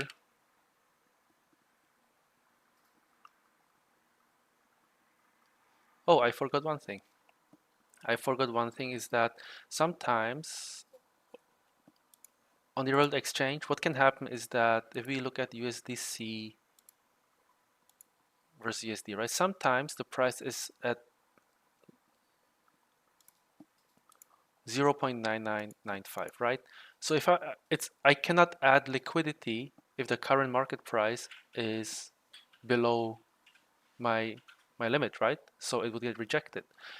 So in this case, even if I want to buy, let's say at 9998, I can only quote liquidity adding orders below the best bid or ask. So I would have to, for example, quote it 9995. So I need to also add a check that if the current price is below my limit order, right, I will then adjust the new limit price. That would be like one tick below that price. So maybe I'm a bit too confusing, but what I'm going to do is first, let's go back to appearance. I'm going to zoom 125%, and we're going to the client. I need to create a function.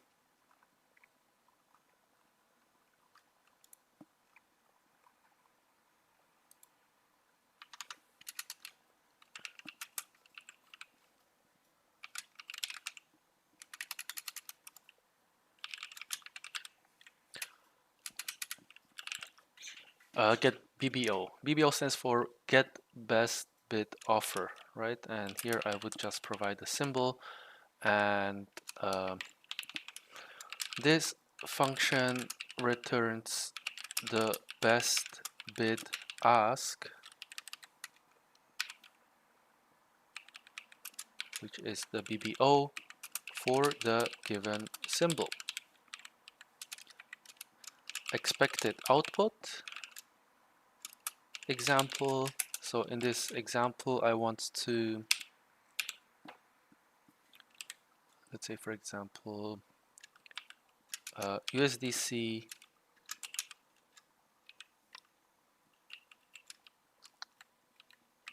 oh, I don't need that actually.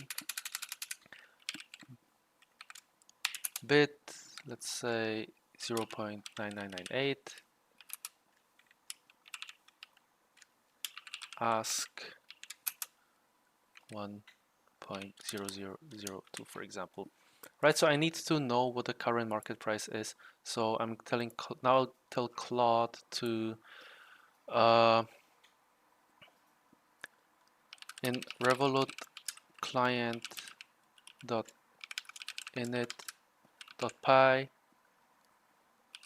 please implement the get BBO function.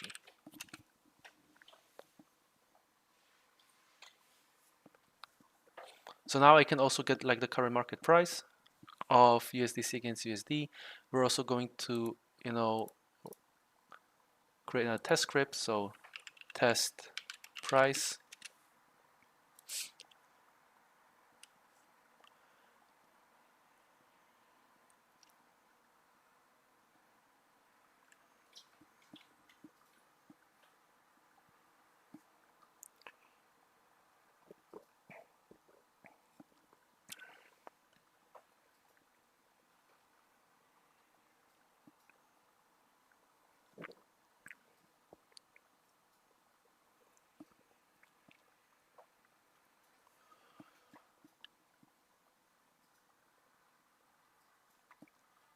Okay, so now we got the best bid and ask with the expected output.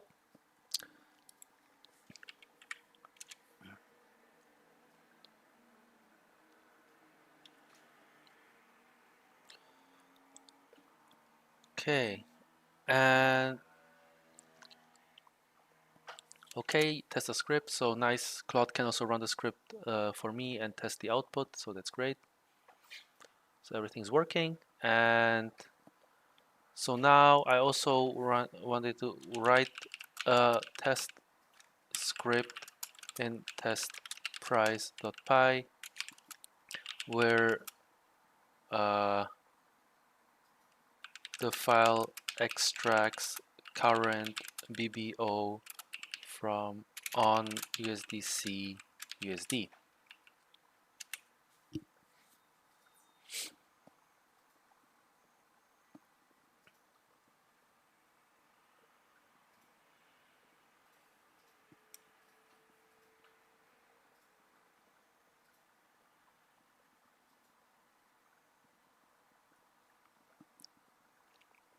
Beautiful.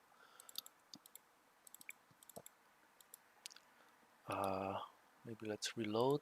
Oh, I still have to approve the changes.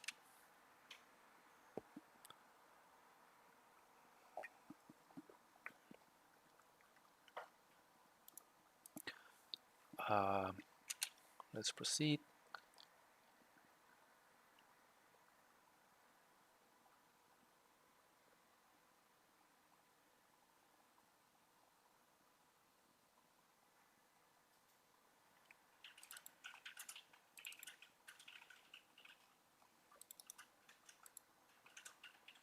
And we got the current bid and ask from Revolut. It seems like the virtual environment here does not have access to import. Let's just try to fix that for Claude here.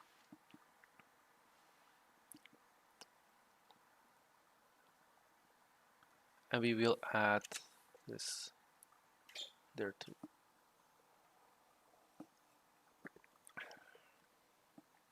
Okay, so now we also have the get price endpoint implemented.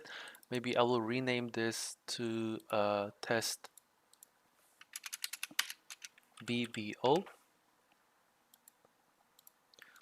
So test best bid offer. And so let's get back to the strategy rules. So the trading bot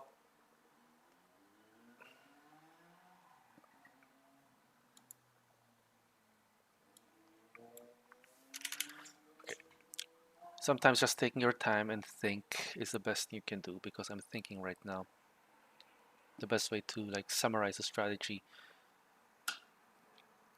Let's just write down some random stuff and then I'll try to organize it. The bot opens a post only by limit order when USD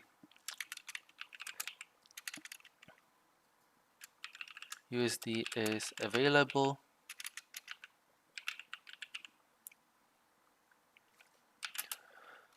The limit price is set at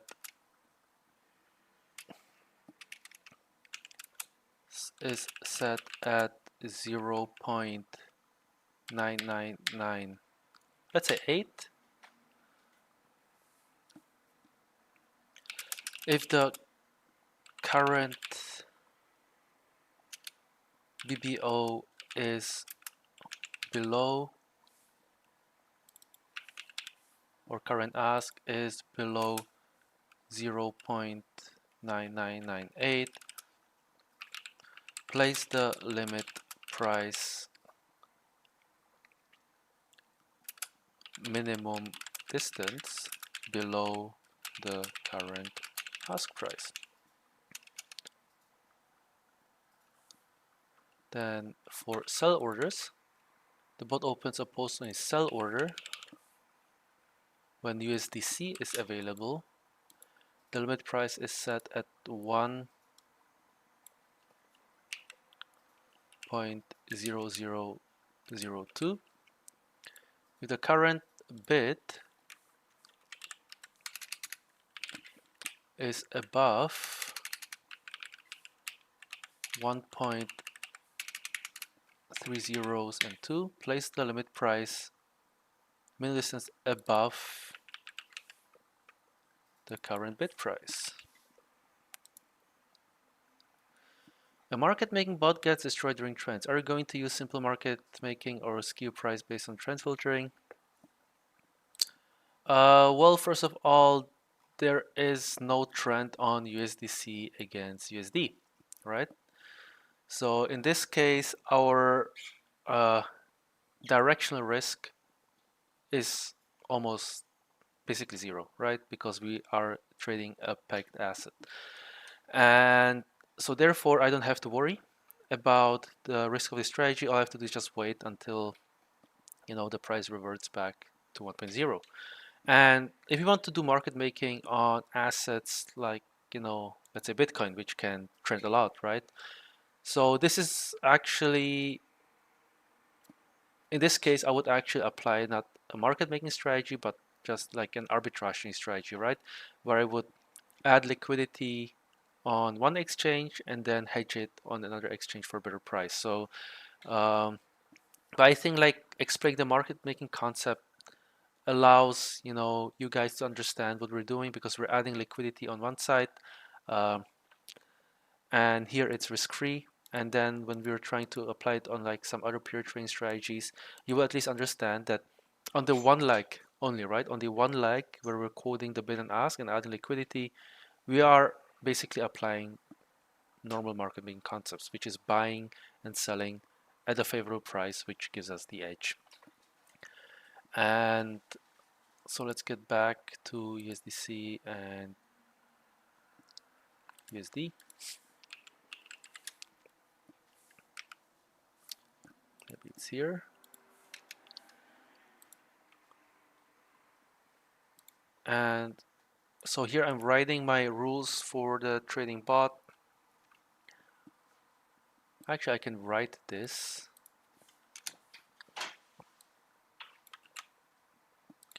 Here, oh, I don't have access to edit that. Never mind. I'm just gonna create a new one.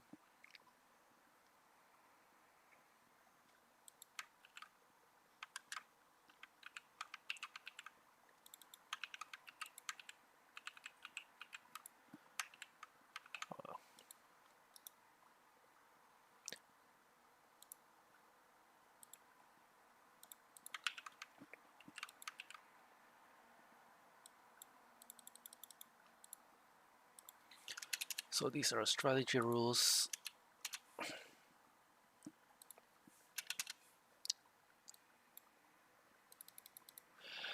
The market making it's more like arbitrage we describe, or I'm missing something. No, actually we're not like doing like arbitrages today, right? So in an arbitrage, then I'm like teaching you would always include two assets or two more assets. Here we're just providing bid and ask prices on an exchange that has zero fees. So this is like a completely new project, and so in the descriptions, like you'll find a link to this document where I explain exactly what we're doing today. So the bot opens a post only buy limit order when USDC is available, limit price, okay.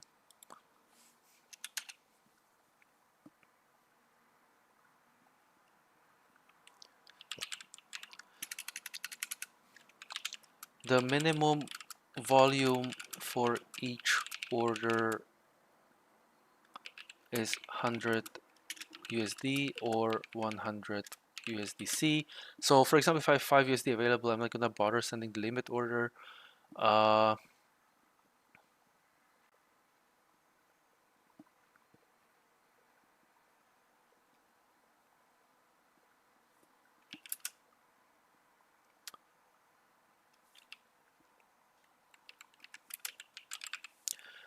And so how do we structure this trading bot?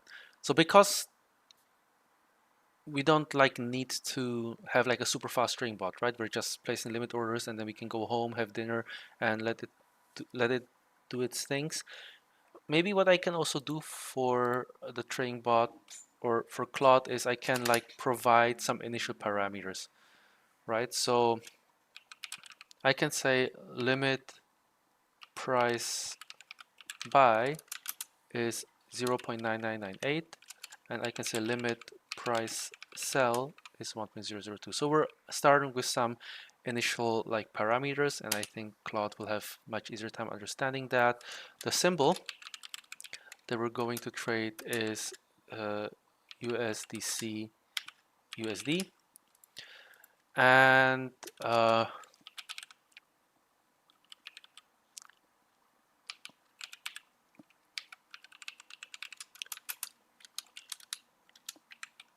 so the minimum top of book offset is going to be a number. So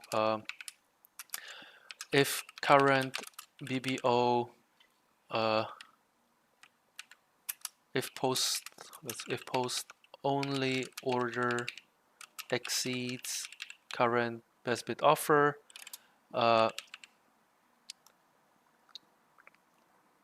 set the limit price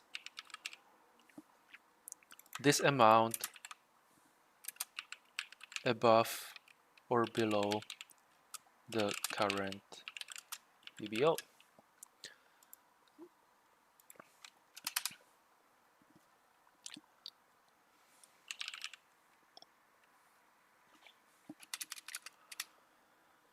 And I also have to provide minimum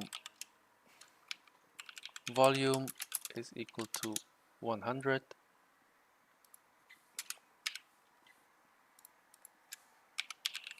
and minimum volume USDC is also going to be 100.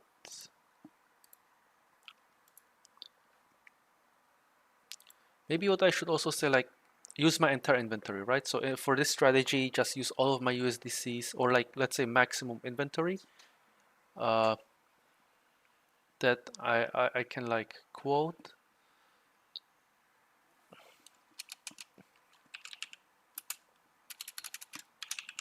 So I'm just gonna say use the entire, so this is like dangerous, right? I tell the bot, use everything I have and try to sell it or buy it, right?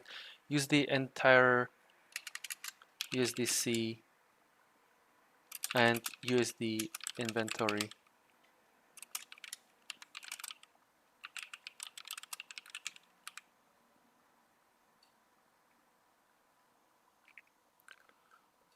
is for a limit for a size. So we can just review what Claude does later with it, and I think we can do it.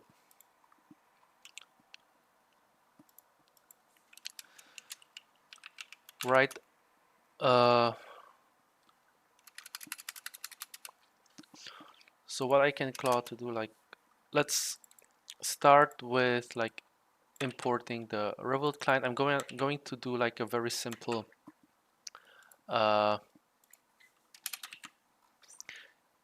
initial loop. So here we have the client. So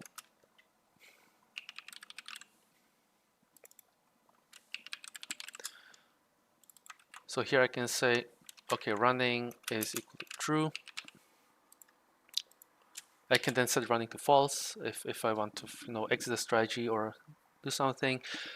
So here what I'm going to do is I'm going to specify the logic. New subscriber, hello, do you have any latency arbitrage ideas, boss, for CFD brokers?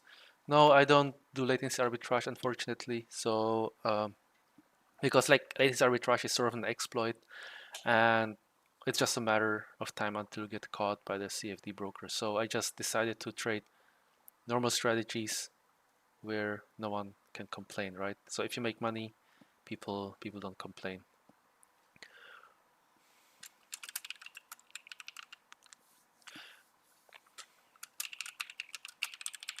In this loop, we are running the main logic of the trading strategy. So here we would check current balance, or I will call it inventory, right? Check current balance inventory, check open orders. Then I can say make sure that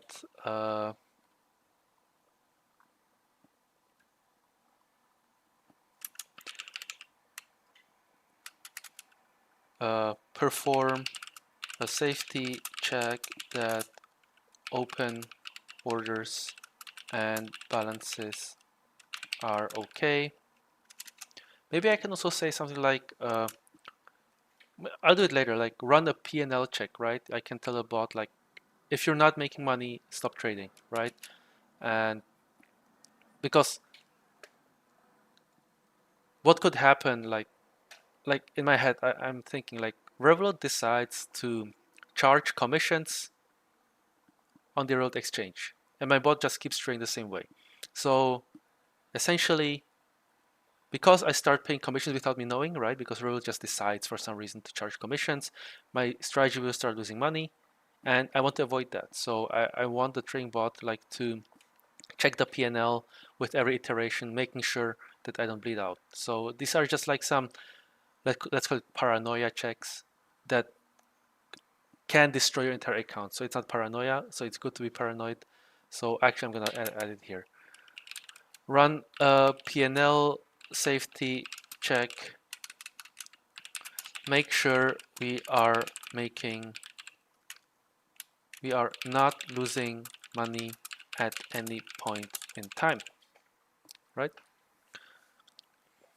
Why don't you try using Lighter? It has a zero fees, but with 150 millisecond latency. Yeah, I have tried Lighter. I've actually done like some strategies, arbitrage strategies on Lighter, and it's like really great. And I'm planning to you know, after this, focus more on crypto like Hyperliquid and Lighter, and also like Aster DEX, because the entire DEX space is like super interesting in my opinion. And so right now, you know, I've been showing you the GC XUSD arbitrage, but it's like only one strategy that like I can trade with Interactive Brokers 75, and like after reviewing the trades for the past 3 days, I'm not that convinced that I can like make good returns on this strategy. So I'm like considering to come back like to the crypto exchanges. Why did you choose Revolut? Is it good or was it out of convenience? Well, it's out of convenience to teach you guys because Revolut, as I've mentioned, has zero maker fees, right? So if you add liquidity on Revolut, you pay zero fees. So it is like a good starting point for you guys who, for example, are beginners and have low capital, that you can also replicate this strategy and trade it yourself. So that is why I chose Revolut.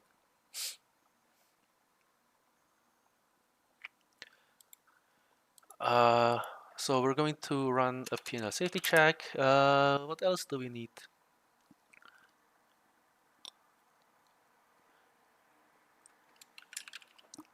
So after safety check is done,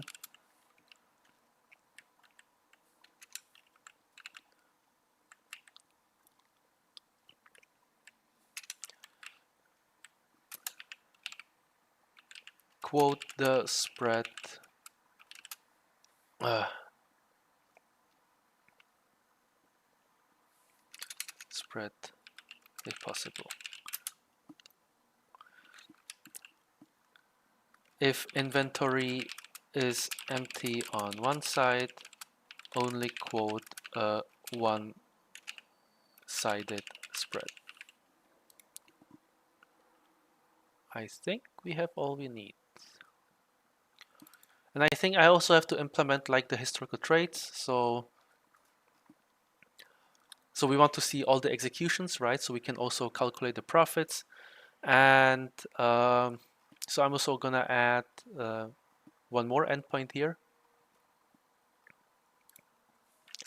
So here I'm going to do define get trades. And so this function will return my own trades executed on the exchange. I think I have to provide like a start date time and end date time parameter. So this would be like a datetime object, and end datetime would also be a datetime object. I have to import datetime for this.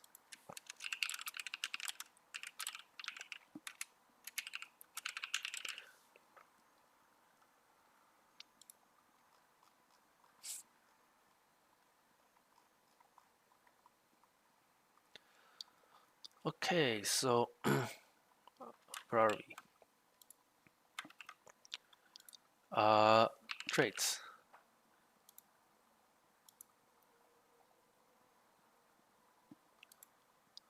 Let me call it my trades, right? Because get trades can also mean like get all trades placed on this symbol on the exchange. So I'm gonna change it to get my trades.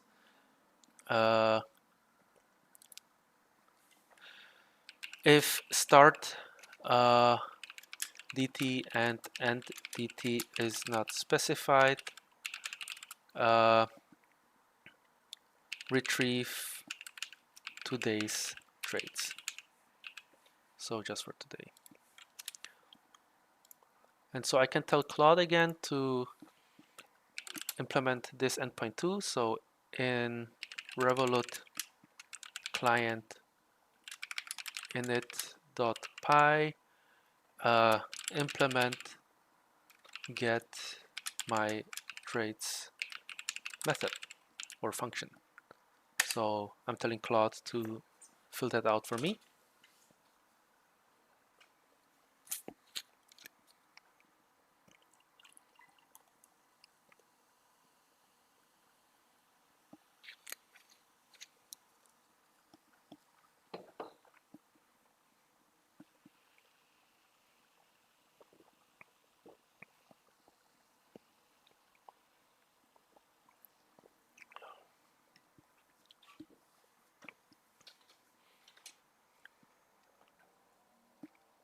And now we're just waiting. Well, gotta go. I have work to do. Have a good day. Thank you for coming. Was nice to have you here. Enjoy your work. So now Claude is clouding, and we're just waiting.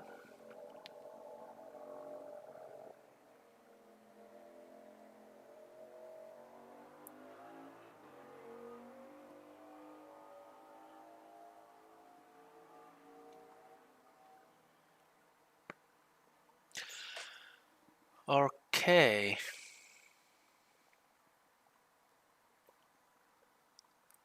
So we made some small changes here. Everything's fine.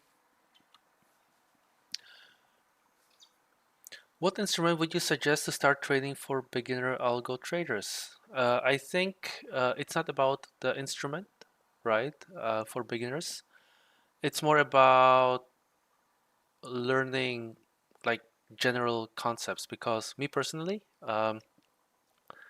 like when I trade something, a certain symbol, it works quite well, and then it stops working. Then I need to go to another symbol, right? So I think it's more about learning the framework of analyzing uh, or backtesting your strategy on multiple symbols and then deploying it whenever it works. So I think uh, to further explain, it's not about a symbol, it's more about like your framework, how you like create and backtest strategies, which can be applied on many, many symbols.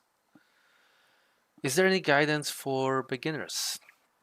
Well, on my website, I have like a beginner course like to code with MT5 and interactive brokers, and I'm going to also plan to, include Hyperliquid. So like I'm trying like to explain the coding part, and I also have like a statistical arbitrage course also on my website.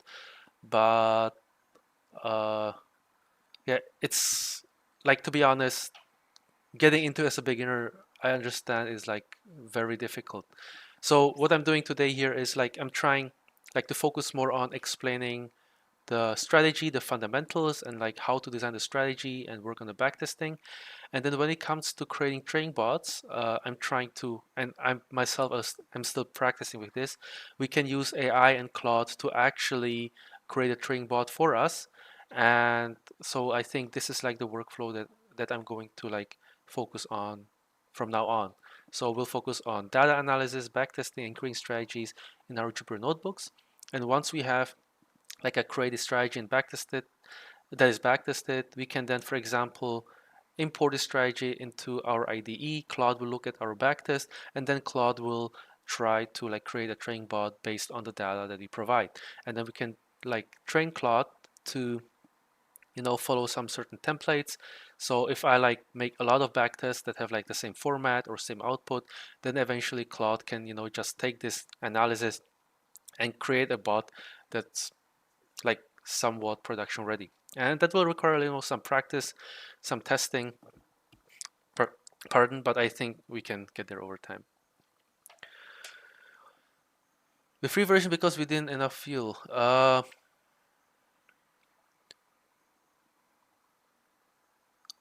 I mean, I have a 7-day free trial, so feel free to check out my courses for 7 days for free, and you let me know how you like it.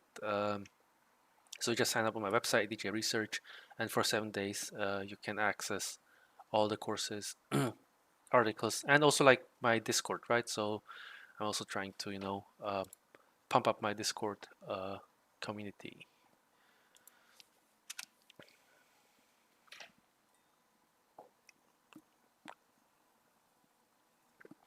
Okay.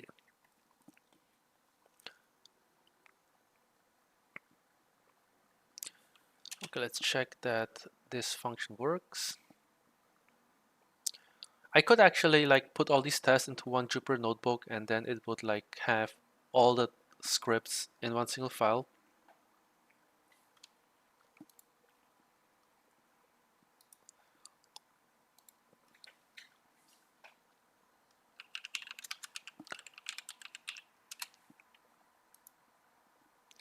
So actually I'm gonna tell Claude in test scripts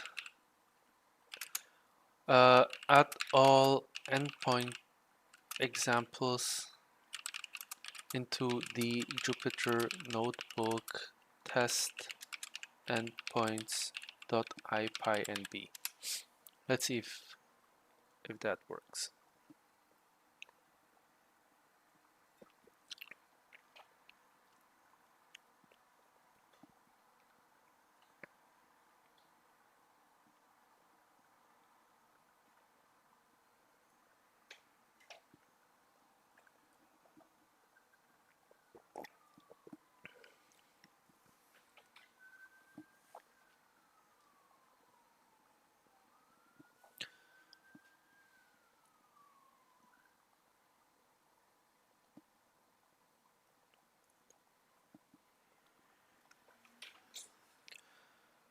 So let's see how the price looks here.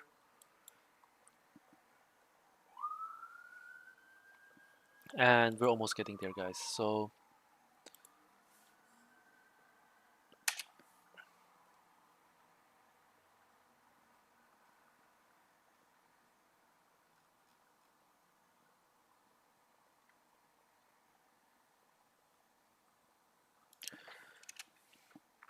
okay, so this is just a simple thing. So instead of like having to go test BBO, test close or test script, test rate, we're just adding all these things into the Jupyter notebook, and here we can like test all the endpoints.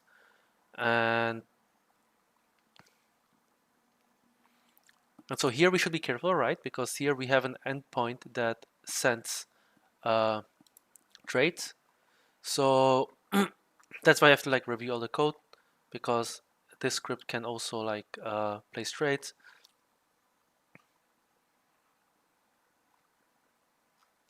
And so like now if I run this, we should have access to all those test scripts inside a single Jupyter notebook file. But I think I haven't installed Jupyter notebook on this here, so I think I need to like install the requirements, pip install Jupyter.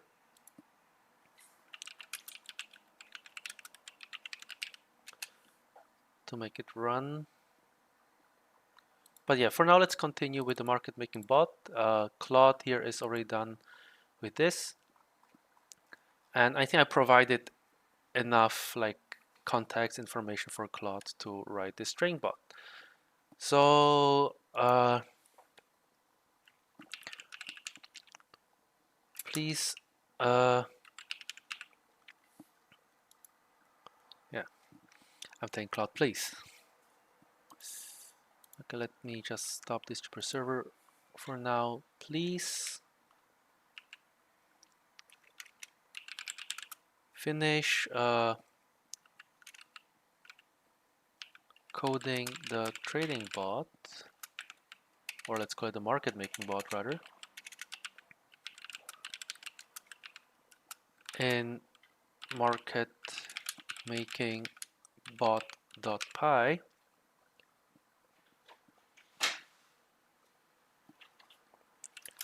I have provided details and context inside the file.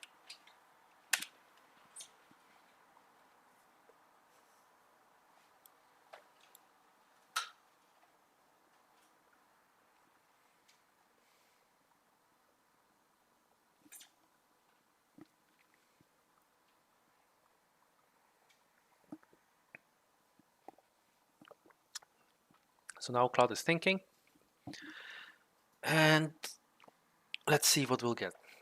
So hopefully, I think it's a matter like of 10 or 15 minutes, and we'll have a script that works. Just to be sure, I think I'm going to comment out this thing. Say this section places real traits. Be very careful.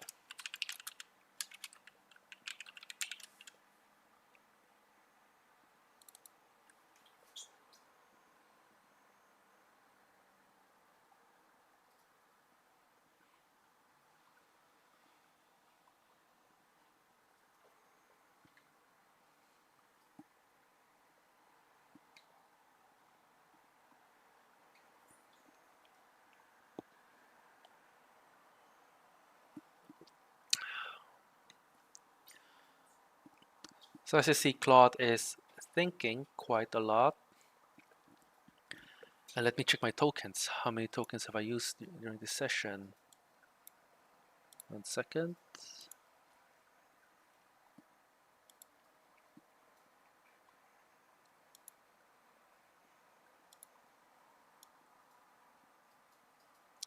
So yeah, guys, I tried the Claude Pro, spent over $100 on it, but seems like for a current session, I've only used up 8% of the tokens. So it seems we're like really safe with the usage fees. I feel like I'm not like overspent with Claude. I feel like, you know, a lot of thinking is done like on my part, and Claude, you know, just does the like the technical implementation and the writing, which is probably the way it should be.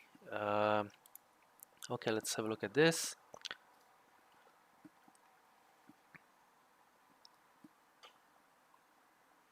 So it's doing some changes with the send limit order, and all right, let's accept the changes.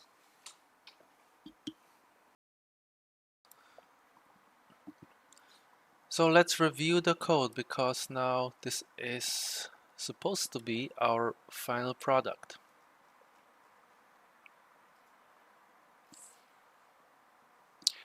Compute buy price, compute sell price, get total equity.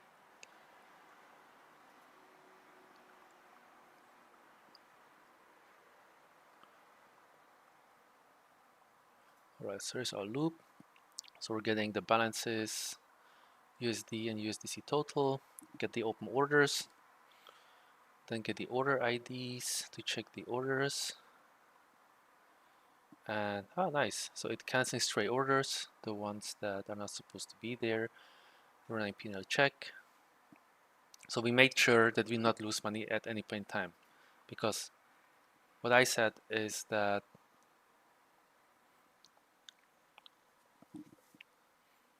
yeah, our equity.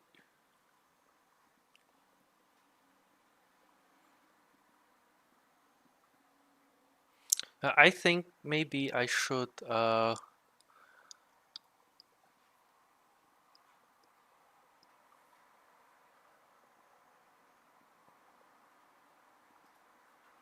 maybe we should not talk about equity, because we can have like a floating loss, right? We can have a floating loss in the strategy, which means that if, for example, USDC against USD falls like to 0.9, right? We will have a floating loss, and it would cause like this algo to stop. So maybe I should only check like the realized PNL, right? Should not be minus. So I will then add this right now. So let's overwrite this, and then I will add another prompt to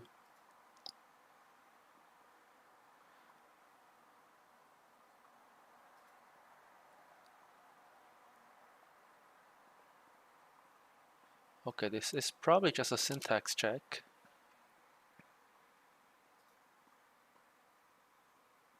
I hope.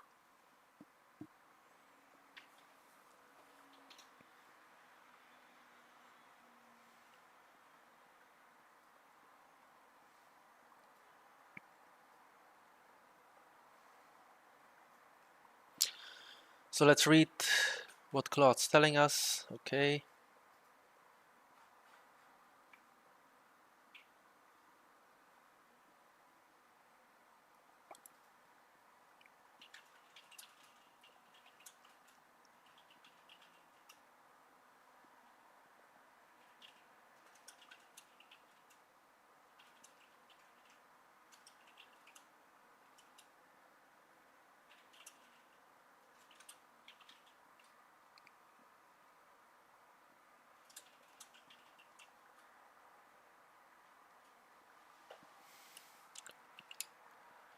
Okay, I'm going to tell it amend PNL safety check.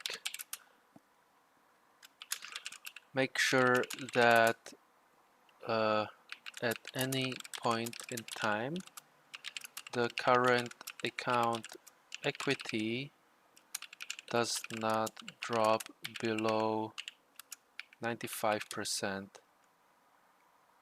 of the starting equity of the day, right? Because floating losses can happen, right? So the position might be stuck in a very small loss, and I told AI or told Claude not to lose at any point in time. So I think that was like too strict.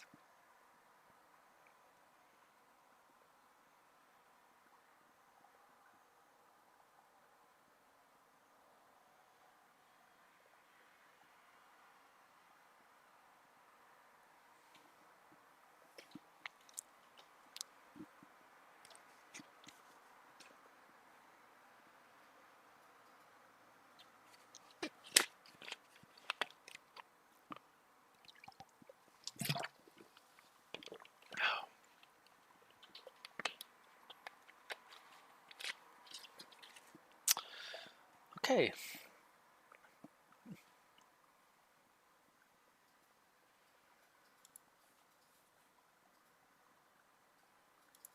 So we can add this. That's okay.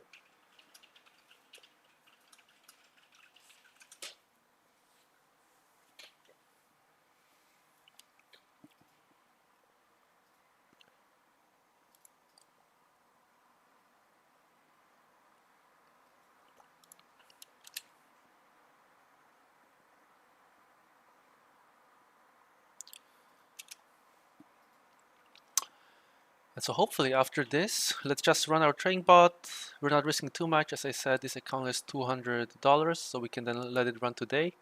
And if there are no issues, and plus I can review the code, right? So if there are no issues after today, tomorrow, let's say I will put $5,000 or $10,000 on Revolut and see how much money this strategy will make. I'll also make a dashboard, like a P&L dashboard that will, evaluate the trades and then compute the profits over time.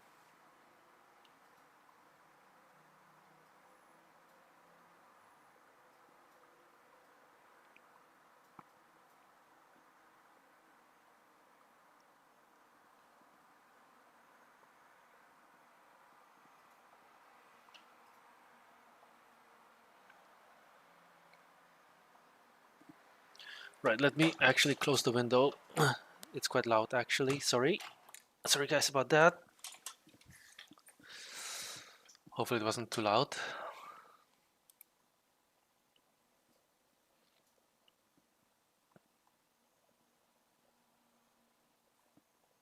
Okay. So it seems like the trading bot is ready. So let me just review it one last time.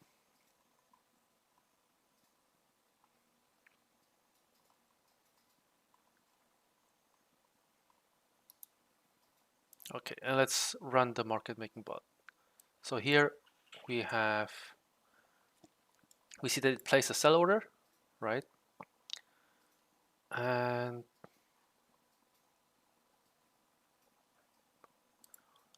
so what's happening here is it's canceling a stray order, but the order in the beginning was actually correct. So I think uh,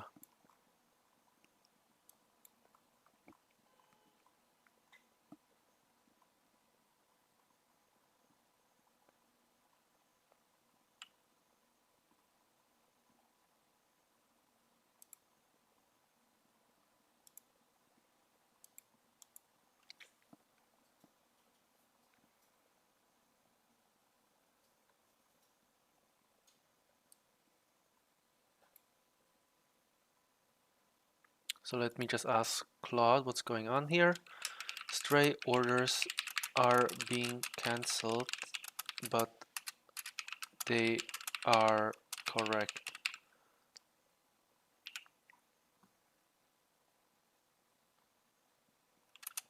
Can you review the logic again, please?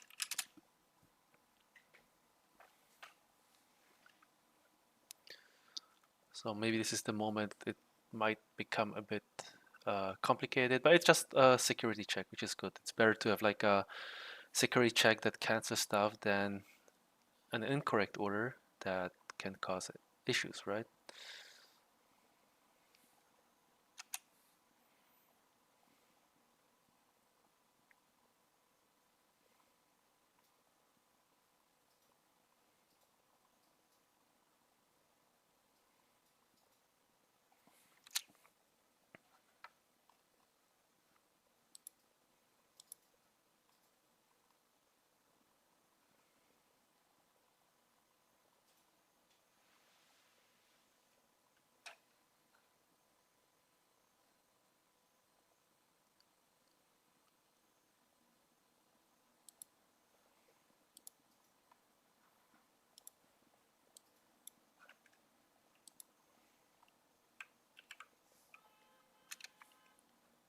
So now we're still clouding.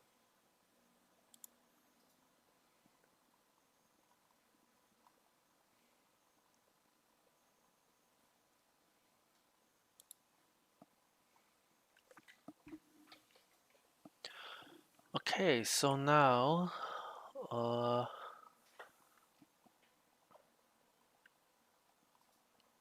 okay, it proposed this change. So let's try this.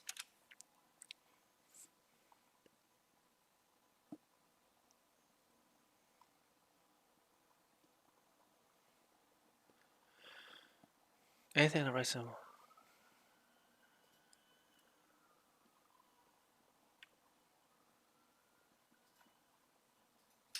Yes, let's proceed.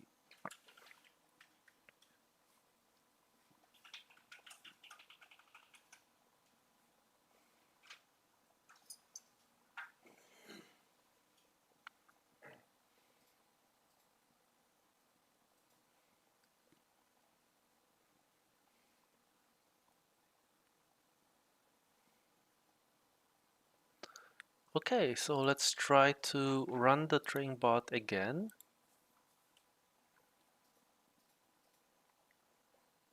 And we place a cell. This cell is open. And I feel like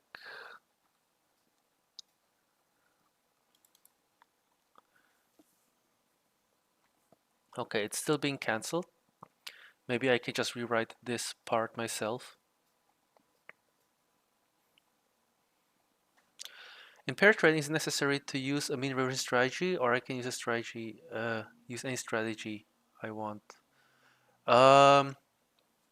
Well, in pair trading, I mean, it depends on backtest, right? If you believe that the spread between the two pairs is like stationary, it just goes sideways, then mean reversion is better. But if you have like any analysis or supportive evidence that the spread might, start trending, of course you can like apply any different strategy. So it just depends on your analysis and the backtest that you perform on that pair. Uh, so this is the time when AI is giving you a small headache, and I have to think myself, now I actually have to think, right, what the code does and why it's actually canceling the things.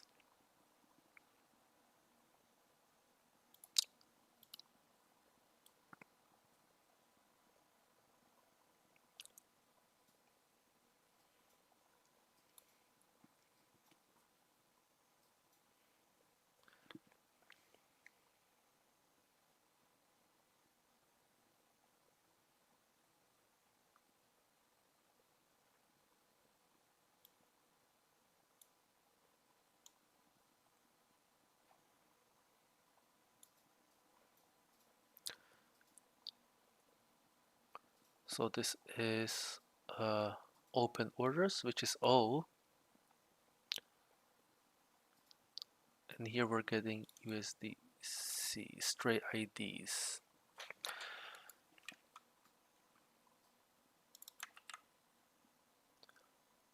Let me print open order. So now this is the moment we're doing some debugging, right? We don't know exactly what's the issue here. So we can ask Claude to fix it for us, but then I think I might like run into a cycle and not know exactly why there's an issue. And I think this is the moment where some programming skills are actually useful. So here open orders. So we have USDC, USD. And here we have USDC, USD.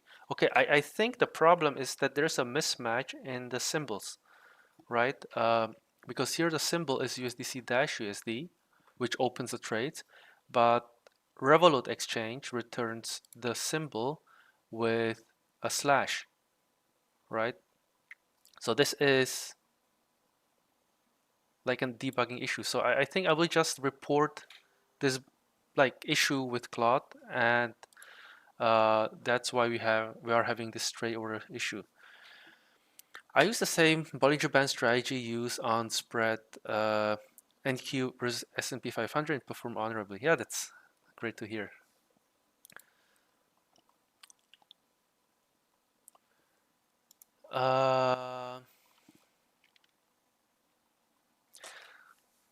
I think there is a mismatch in the symbol names, which is causing the stray order issue. In the script, we define US the symbol as symbol is equal to USDC-USD. However, open orders shows the symbol name USDC/USD. It's a mismatch with the dash and slash.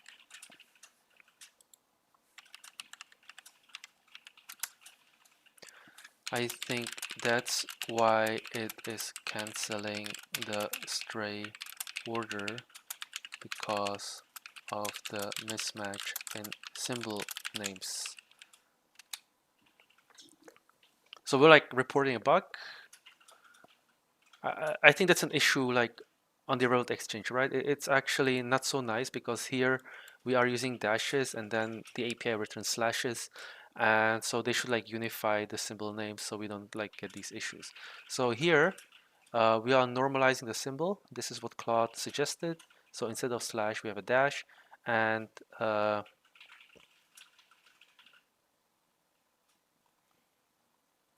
it's like because of the payloads, I assume, right? That also makes sense. But great. So even though I think that's something like even Claude like cannot do perfectly, right? Because there's like this mismatch, and we had to do like some debugging. So that's why it's important to read code, right? Imagine this is the moment, like if you don't know any coding and just ask AI 10 times over and over, it might like suggest 10 solutions now that might work, and we might run into an issue. But I don't know, maybe someone who vibe codes has some solutions for this.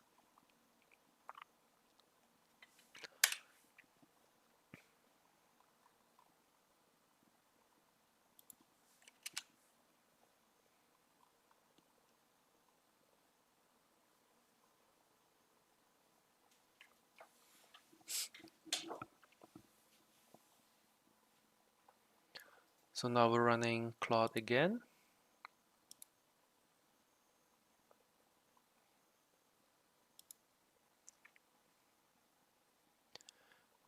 And let's hope that we can start trading now.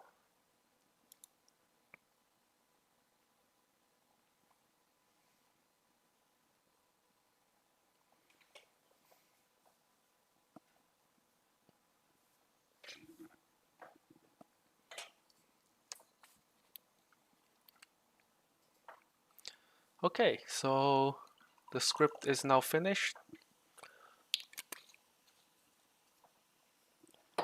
And let's run it again. So we created an open order. We don't, let's just keep it printed here. Okay, so now we have an open order. It's active now, right? And we are just waiting to get filled. So actually what I'm going to do instead is I'm trying to like force a trade, and because I want to test right now, right? So I want to test, and the way we can do it is I'm just going to set the prices to like this, right? So I'm going to do the tightest spread possible, so we can do that.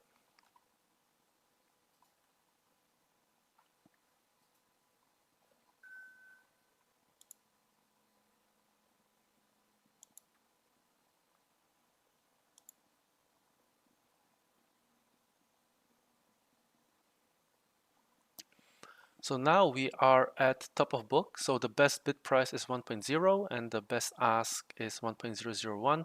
So here we are just waiting to get filled. And here this is our USDC USD limit sell order.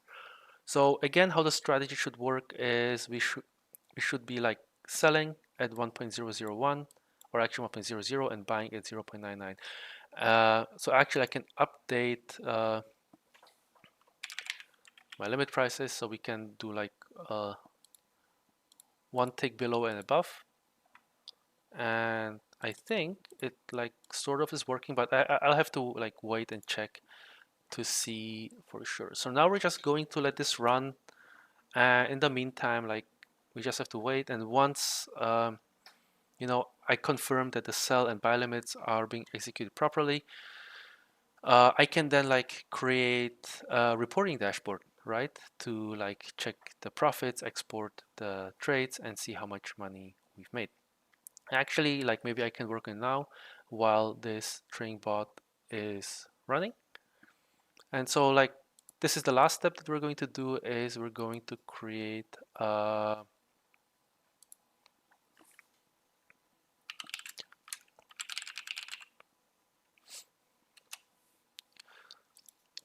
P&L monitoring. So in P&L monitoring, what we're going to do is we're going to create a very simple dashboard or just a script that will just compute all the trades placed and see how much money we've made. So this file should export all trades placed by the market making bot.py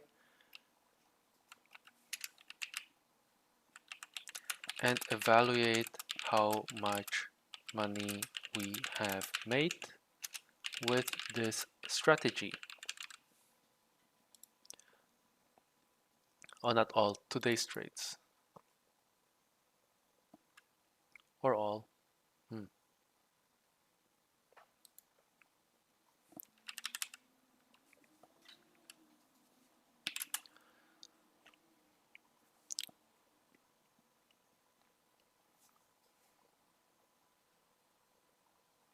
All right. Don't you have transaction costs to place order? No, I don't. That's the best thing. So Revolut Exchange right now has 0 maker fees for limit orders, right? Or liquidity adding orders. So I'm basically trading this strategy for free. And so I can make money on the spread. And that's why this market trading strategy, in theory, should be working. Of course, liquidity is limited, so it might take some time to get filled. But now with the strategy, it's working. And now I just want to like create this like monitoring dashboard that extracts the trades. So so how do we do this?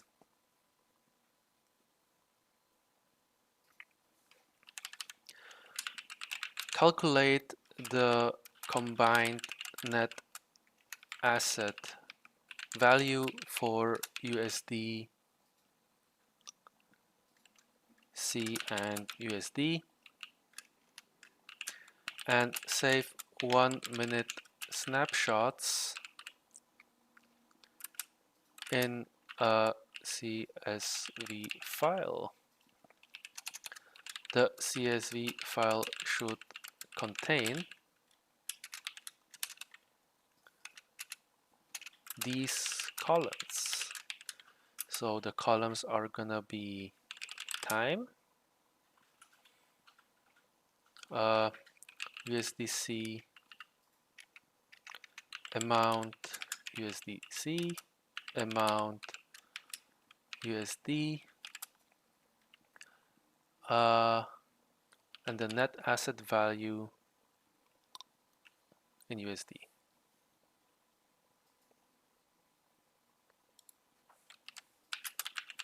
NAV stands for net asset value in USD.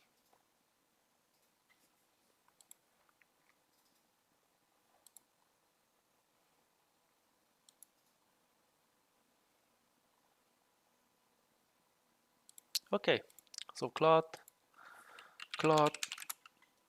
please create a PNL monitoring in PNL monitoring.py. The details are in the file.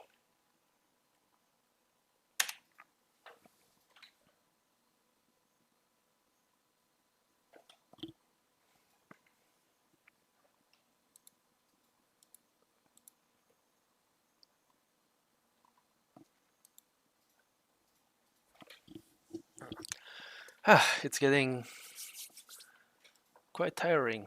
I think we've been coding almost 3 hours, but I think we've done an amazing job. And like personally, I didn't know what to expect after today's live stream, right? So as I said, I started using Claude last Saturday, literally, right? And then I like vibe coded apps for like 8 hours on Saturday and Sunday.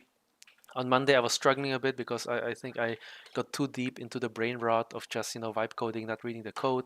And then I decided, okay, maybe I just need to structure my ideas better, prompt better, document my code, and then now like sitting with you guys here and like trying to like make it work properly, I like see the real value like of Claude now, right? It's like beautiful if you know, like if you exactly structure code uh, how you need. So now here we're going to use, again, I wrote a prompt in this file, and Claude will just save 1 minute snapshots, which will save the 1 minute net asset value of my USDC and USD.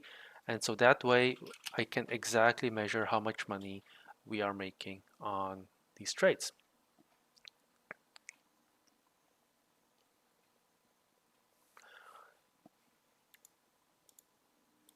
And so right now, like we are still quoting the limit price here, sell, and like it might take a few minutes or a few hours. I don't know exactly when I get filled, and that's like one of the parts of market making is that when you compete for a price, you never get like a guaranteed fill, and it depends like on the state of the market. But because my spread is very tight, again, like it's like 1 point above and 1 point below one. I have a very tight spread. The chance of getting filled should be quite high. And then once I test like or confirm that the strategy works, I can then like increase the spread and try to optimize the profits.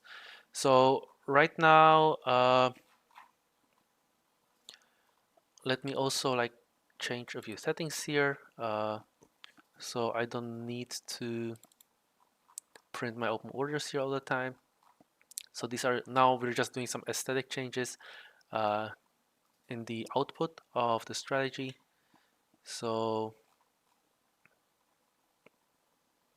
I don't need to print open orders anymore. I'm just gonna leave it as it is. And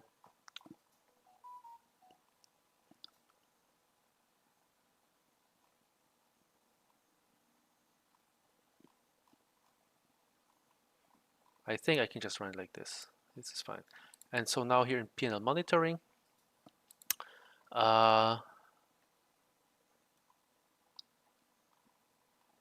we're just going to write the CSV file, and we're going to save time, amount USD, and the net asset value. So this value should increase over time, and that should help us make profit.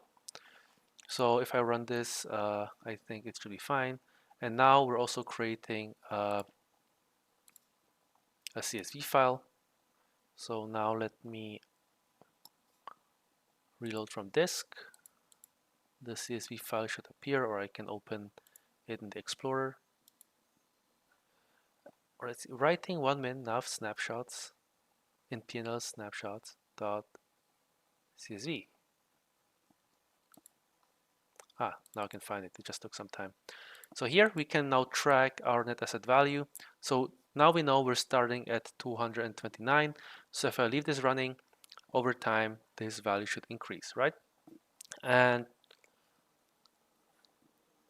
so if this works for like today and tomorrow, I think I will just deposit, let's say $5,000, let it run, and then see how this strategy will perform. And so one thing about like doing market making like this is like you don't know the result because by adding liquidity, you are influencing the market. Other market makers might become more competitive, so I can't really tell the performance of the strategy.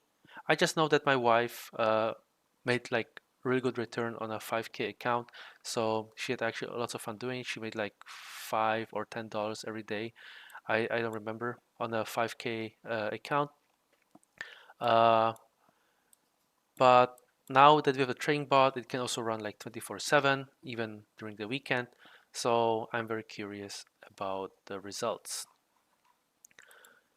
So anyways, guys, those of you who are watching, I will uh, add this code to my Discord channel. So anyone who subscribed to membership can access this code.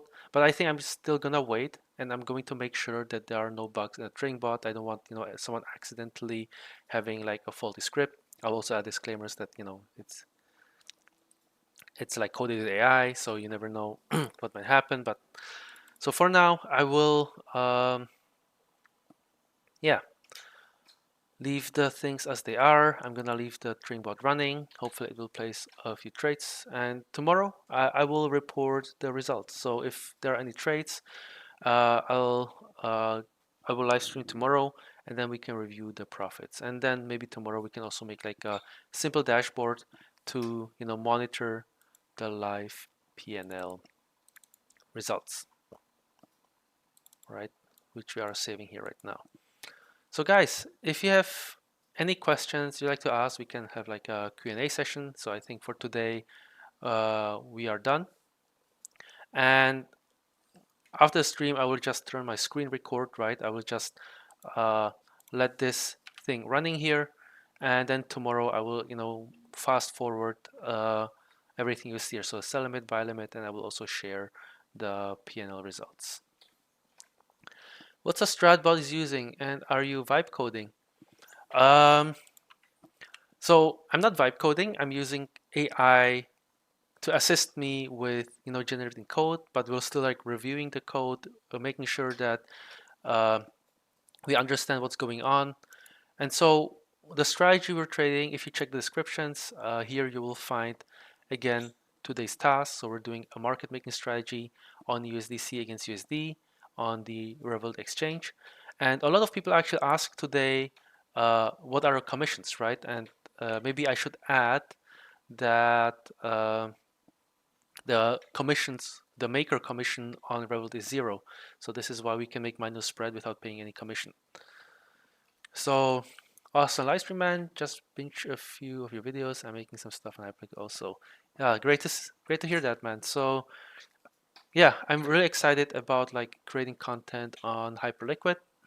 And like after today, I'm like really impressed with myself, how much we were able to do using Claude AI. And like I'm rethinking everything I've done so far, right? So I've written arbitrage scripts on Hyperliquid, on Lighter, on Interactive Brokers, MT5. And now I'm actually seriously considering rewriting all the code base I have with the help of AI, right? So maybe what we can do is like instead of me just showing you my robots how they trade, maybe we can make like a similar live stream session where I'm going to code like Hyperliquid against MT5. You guys can see the process of using Claude, and then maybe during the live stream we'll be able to make like a functioning strategy where we apply arbitrage between hyperliquid and other assets. So I think this is like a really interesting project that we can start. And yeah, so this is gonna be like really exciting. Oh, hey Philip, nice to see you here. Uh, glad to have you on stream. And so yeah, the age of AI is here, and I guess that's it for today. So thank you for joining, guys. Again, if you want to learn more about algorithmic trading, check out my website, adjresearch.com. We are slightly moving a bit more into the AI space, and tomorrow again I'll update you on the trading results of this trading bot, and hopefully soon we will do the uh, Claude coding with Hyperliquid MT5, and we'll slowly like build these dashboards. So what I'm hoping to also have like by the end of the stream, as I showed you, we're going to create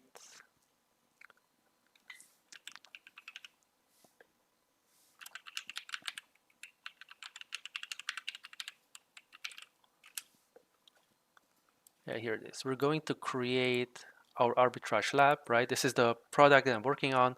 So everything that we're trading here and all the statistical arbitrage strategies that we're trading.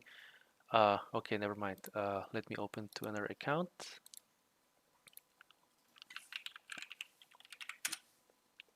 Right, so this is like the app.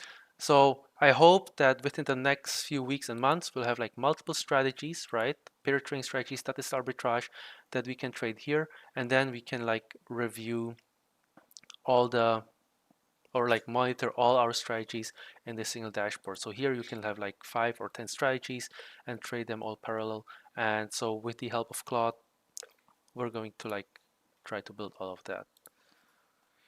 And so hello, new to the channel, just found today. Welcome to the channel. Glad to have you here.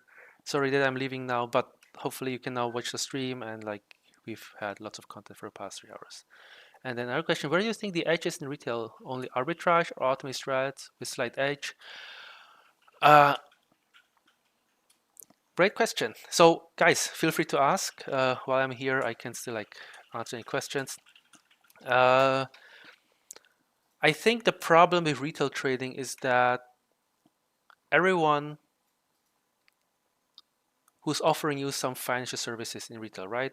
A broker, an educator, or whatever, they're just trying to rip you off, right? So in MT5, right? If you trade MT5 in margin, the broker tries to rip you off in commissions, in spreads, in the swaps, right? They charge commissions for everything without you knowing. You get really bad trading conditions. And so the edge in retail lies in like first understanding what is valuable, right? Because for example, we can like speculate, right? Speculation is nothing bad. If you want to go long Bitcoin, right? Or like long gold, like that's very popular, or just buy stocks. I think it's very easy to make money on assets where they don't have negative value. And in negative value, I mean you don't pay any overnight fees, any swaps, any markups. And the worst thing you can do is like intraday trading, right? Because everyone tells you intraday trading is like will make you get rich quick, but it's the fastest way to burn your money.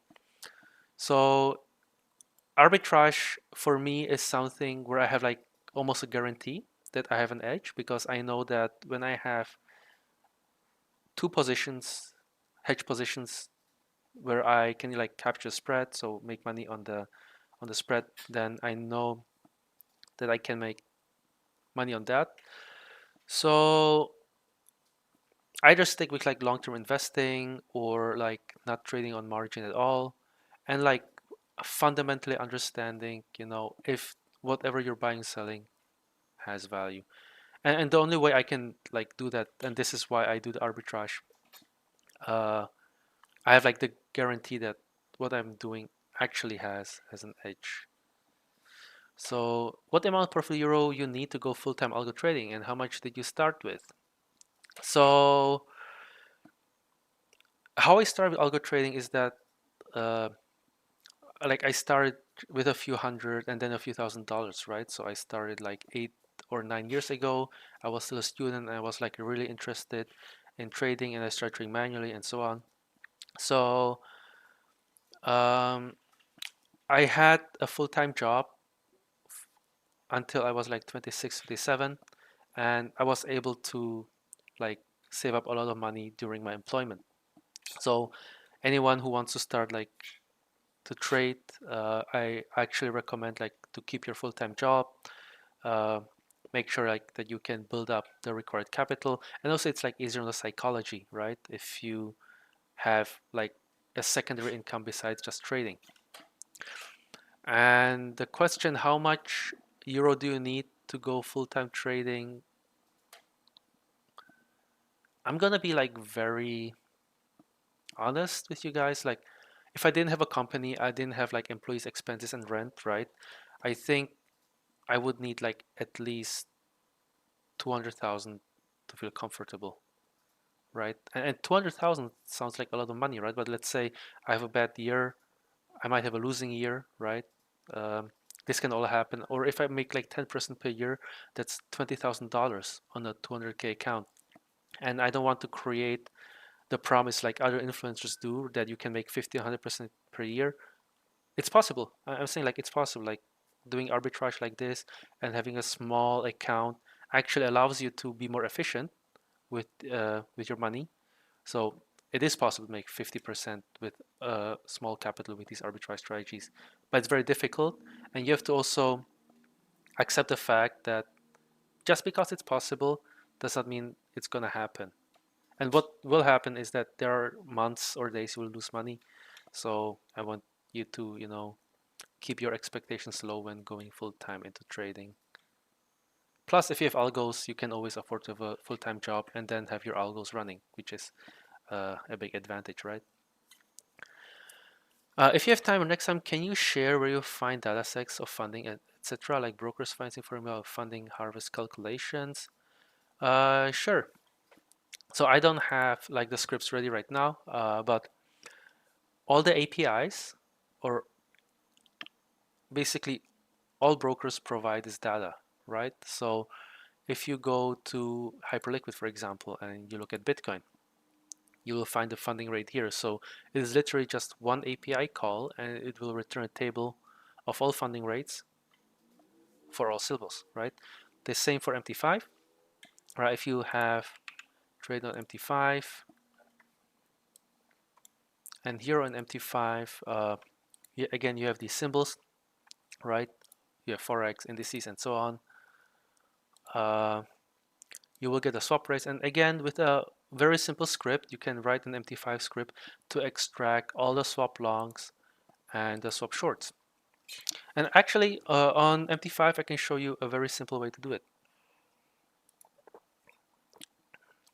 So this is not part of the script. I will delete it later.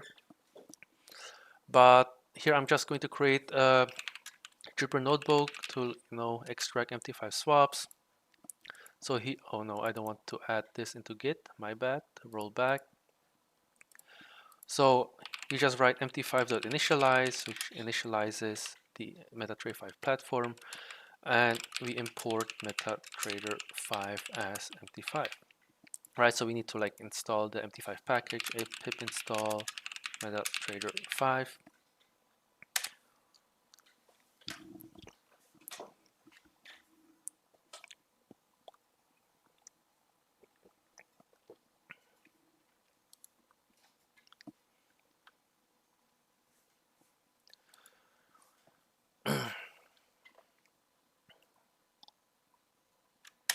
So MT5 has been installed. If you want to get again the funding history or swap data, which is basically the same, uh, we can do like symbols is equal to mt5 dot symbols get, and so here we will get the list of symbols. Let me also import pandas as PD. Oh, I also need to install pandas, so we also do pip install pandas here.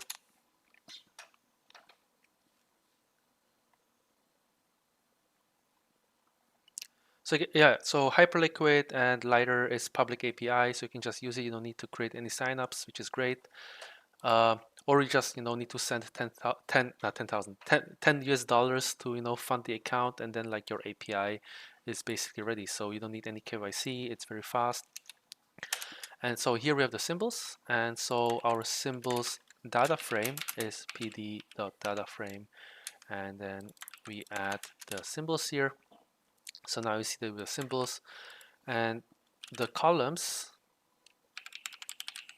is equal to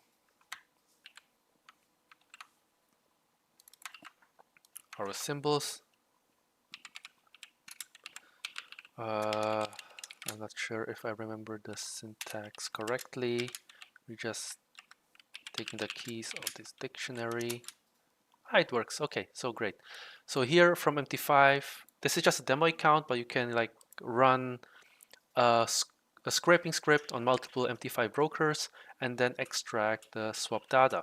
And so if you want to know the swaps for every symbol, then here this is a very simple script there where we can check the swap long, right? Swap short. I think it's a swap type. Let me check the columns. There are quite a lot of columns here. So let's check the swap data in MT5.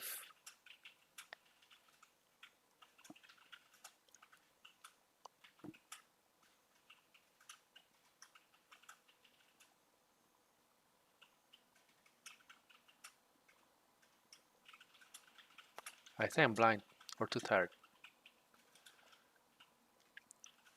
There are like, yeah, here it is. So there is swap long, swap short, there is swap mode. This is the like type of swap, if it's like in points or in percentages. And then for triple swaps, you can have roll over 3 days. So here you have all the swap data for all the symbols on MT5, and you can convert this data into an annual interest rate basically. And then you can compare the funding rates between, let's say, IBKR or Hyperliquid or other dexes and see if you can like find a swap arbitrage there. But most of the time I realize that the swap long and short actually reflect the real market, and if they don't and there's an arbitrage, it's most likely a mistake on the broker side. So you are actually just exploiting some mistakes from a broker, which of course I'm absolutely fine if you just exploit that, because all the MT5 brokers are actually like super bad and trying to rip you off. So if they make a mistake like this, they actually deserve to get arbitraged. So don't feel bad about arbitraging CFD brokers.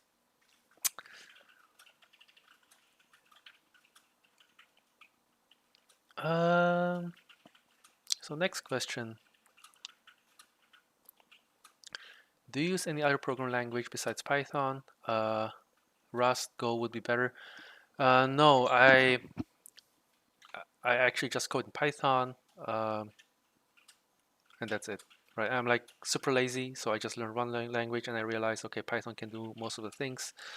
And yeah, Rust and Go might be better in some cases, but as long as I'm not limited by my own, by the scripts that I'm doing in Python, then like so far I'm fine. But maybe you guys can like help me out if you find a better optimization. Latency trading is not like my specialty. Like I try to use WebSockets, co-location with brokers, but Python, like the language on its own, like is probably not the fastest. So there are definitely better alternatives. You're a legend, mate. Already have the download funding with CSV. There we go. Checking others, creating something fun tonight. Great. Glad I could help out. This is going to be working for XUSD. So in theory, you can apply this concept like to any financial asset, right? Because that's what market making is. You just provide bid and ask quotes on any asset. It's just that USDC against USD is like so easy to do because it's just around one, right? You don't need to compute the fair pricing. The chance of you mispricing with your robot is very, very low. Plus, on Revolut, as I said, the maker fees are 0. So there is a very good chance that you will make money by just replicating what I just did. Hey man, are you already work in fund? I'm curious, you don't work with tick and then use VS. The option data are more difficult to find free and feature too. Do you know how? No, I don't work for a fund. It's just me and my little like small company that I work in, and all I do is just trade my own money and teach, stream, show you people how I do it. That's all I do. And uh, unfortunately, like I don't know where you find free data, but I think if you want quality like backtests and quality analysis, you should pay for your data feeds. And what I'm using is Data Bento, and they're like quite affordable, right? So if you want to check out like affordable data feeds, they charge like a monthly subscription, which can get a bit expensive, but you can also like do like one-time exports, which are very, very cost efficient, and they offer equities, futures, and options. And I see that also they're also adding spot effects in the future too. They offer live data, historical data, and by the way, I'm not sponsored, right? I just love what they're doing. So feel free to check it out if you want some quality data feeds.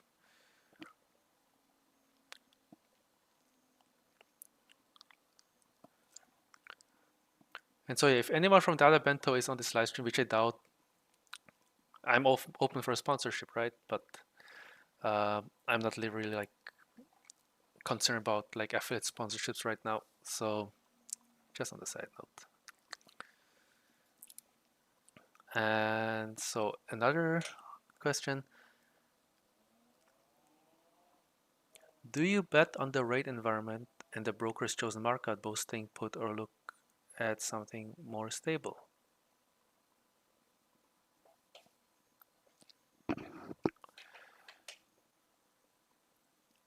I'm trying to understand the question. 1 second.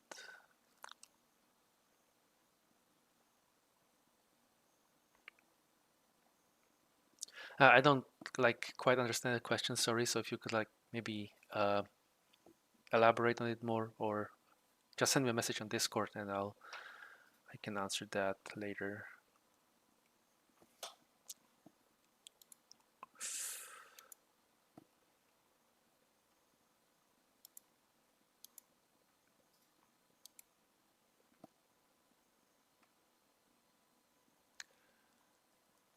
All right. So yeah, guys. So it's been over 3 hours, so I think I'll take a break. So right now, the edge is the spread between that foreign money futures carry, right? Yeah, correct. So it is basically like a carry arbitrage, and so there's like this implied funding rate on futures that you can trade, and then you have to check the funding rates uh, on MT5 or on hyperliquid. And on hyperliquid, the funding rates are more volatile, so I believe that there the opportunities are more common. And so we'll be looking at hyperliquid later. Okay, so again, guys, a quick summary. Sorry, so no more answering questions, but I'll be back tomorrow. So for the rest of the day, I'm going to record this right here. I'm going to like then fast forward the recording, share it with you tomorrow. We're gonna see if the bot is working or not, or if it will crash. And if it will play some trades, that's great, because then we can like look at the profits. And then once everything works, I will then upload the code for a string bot on my Discord channel. So again, thank you for watching today's stream, and I'll be back tomorrow. And there's one last question. What do you think of prediction markets trading? Have you thought about it? Yes, I have. And I think there is a lot of money to be made. We just cannot trade like other degenerate traders. We'll use the same concept. We have to identify our edge. Maybe we can hedge the prediction markets with options or other prediction markets. And this is one exciting topic that I will definitely explore by the end of the year.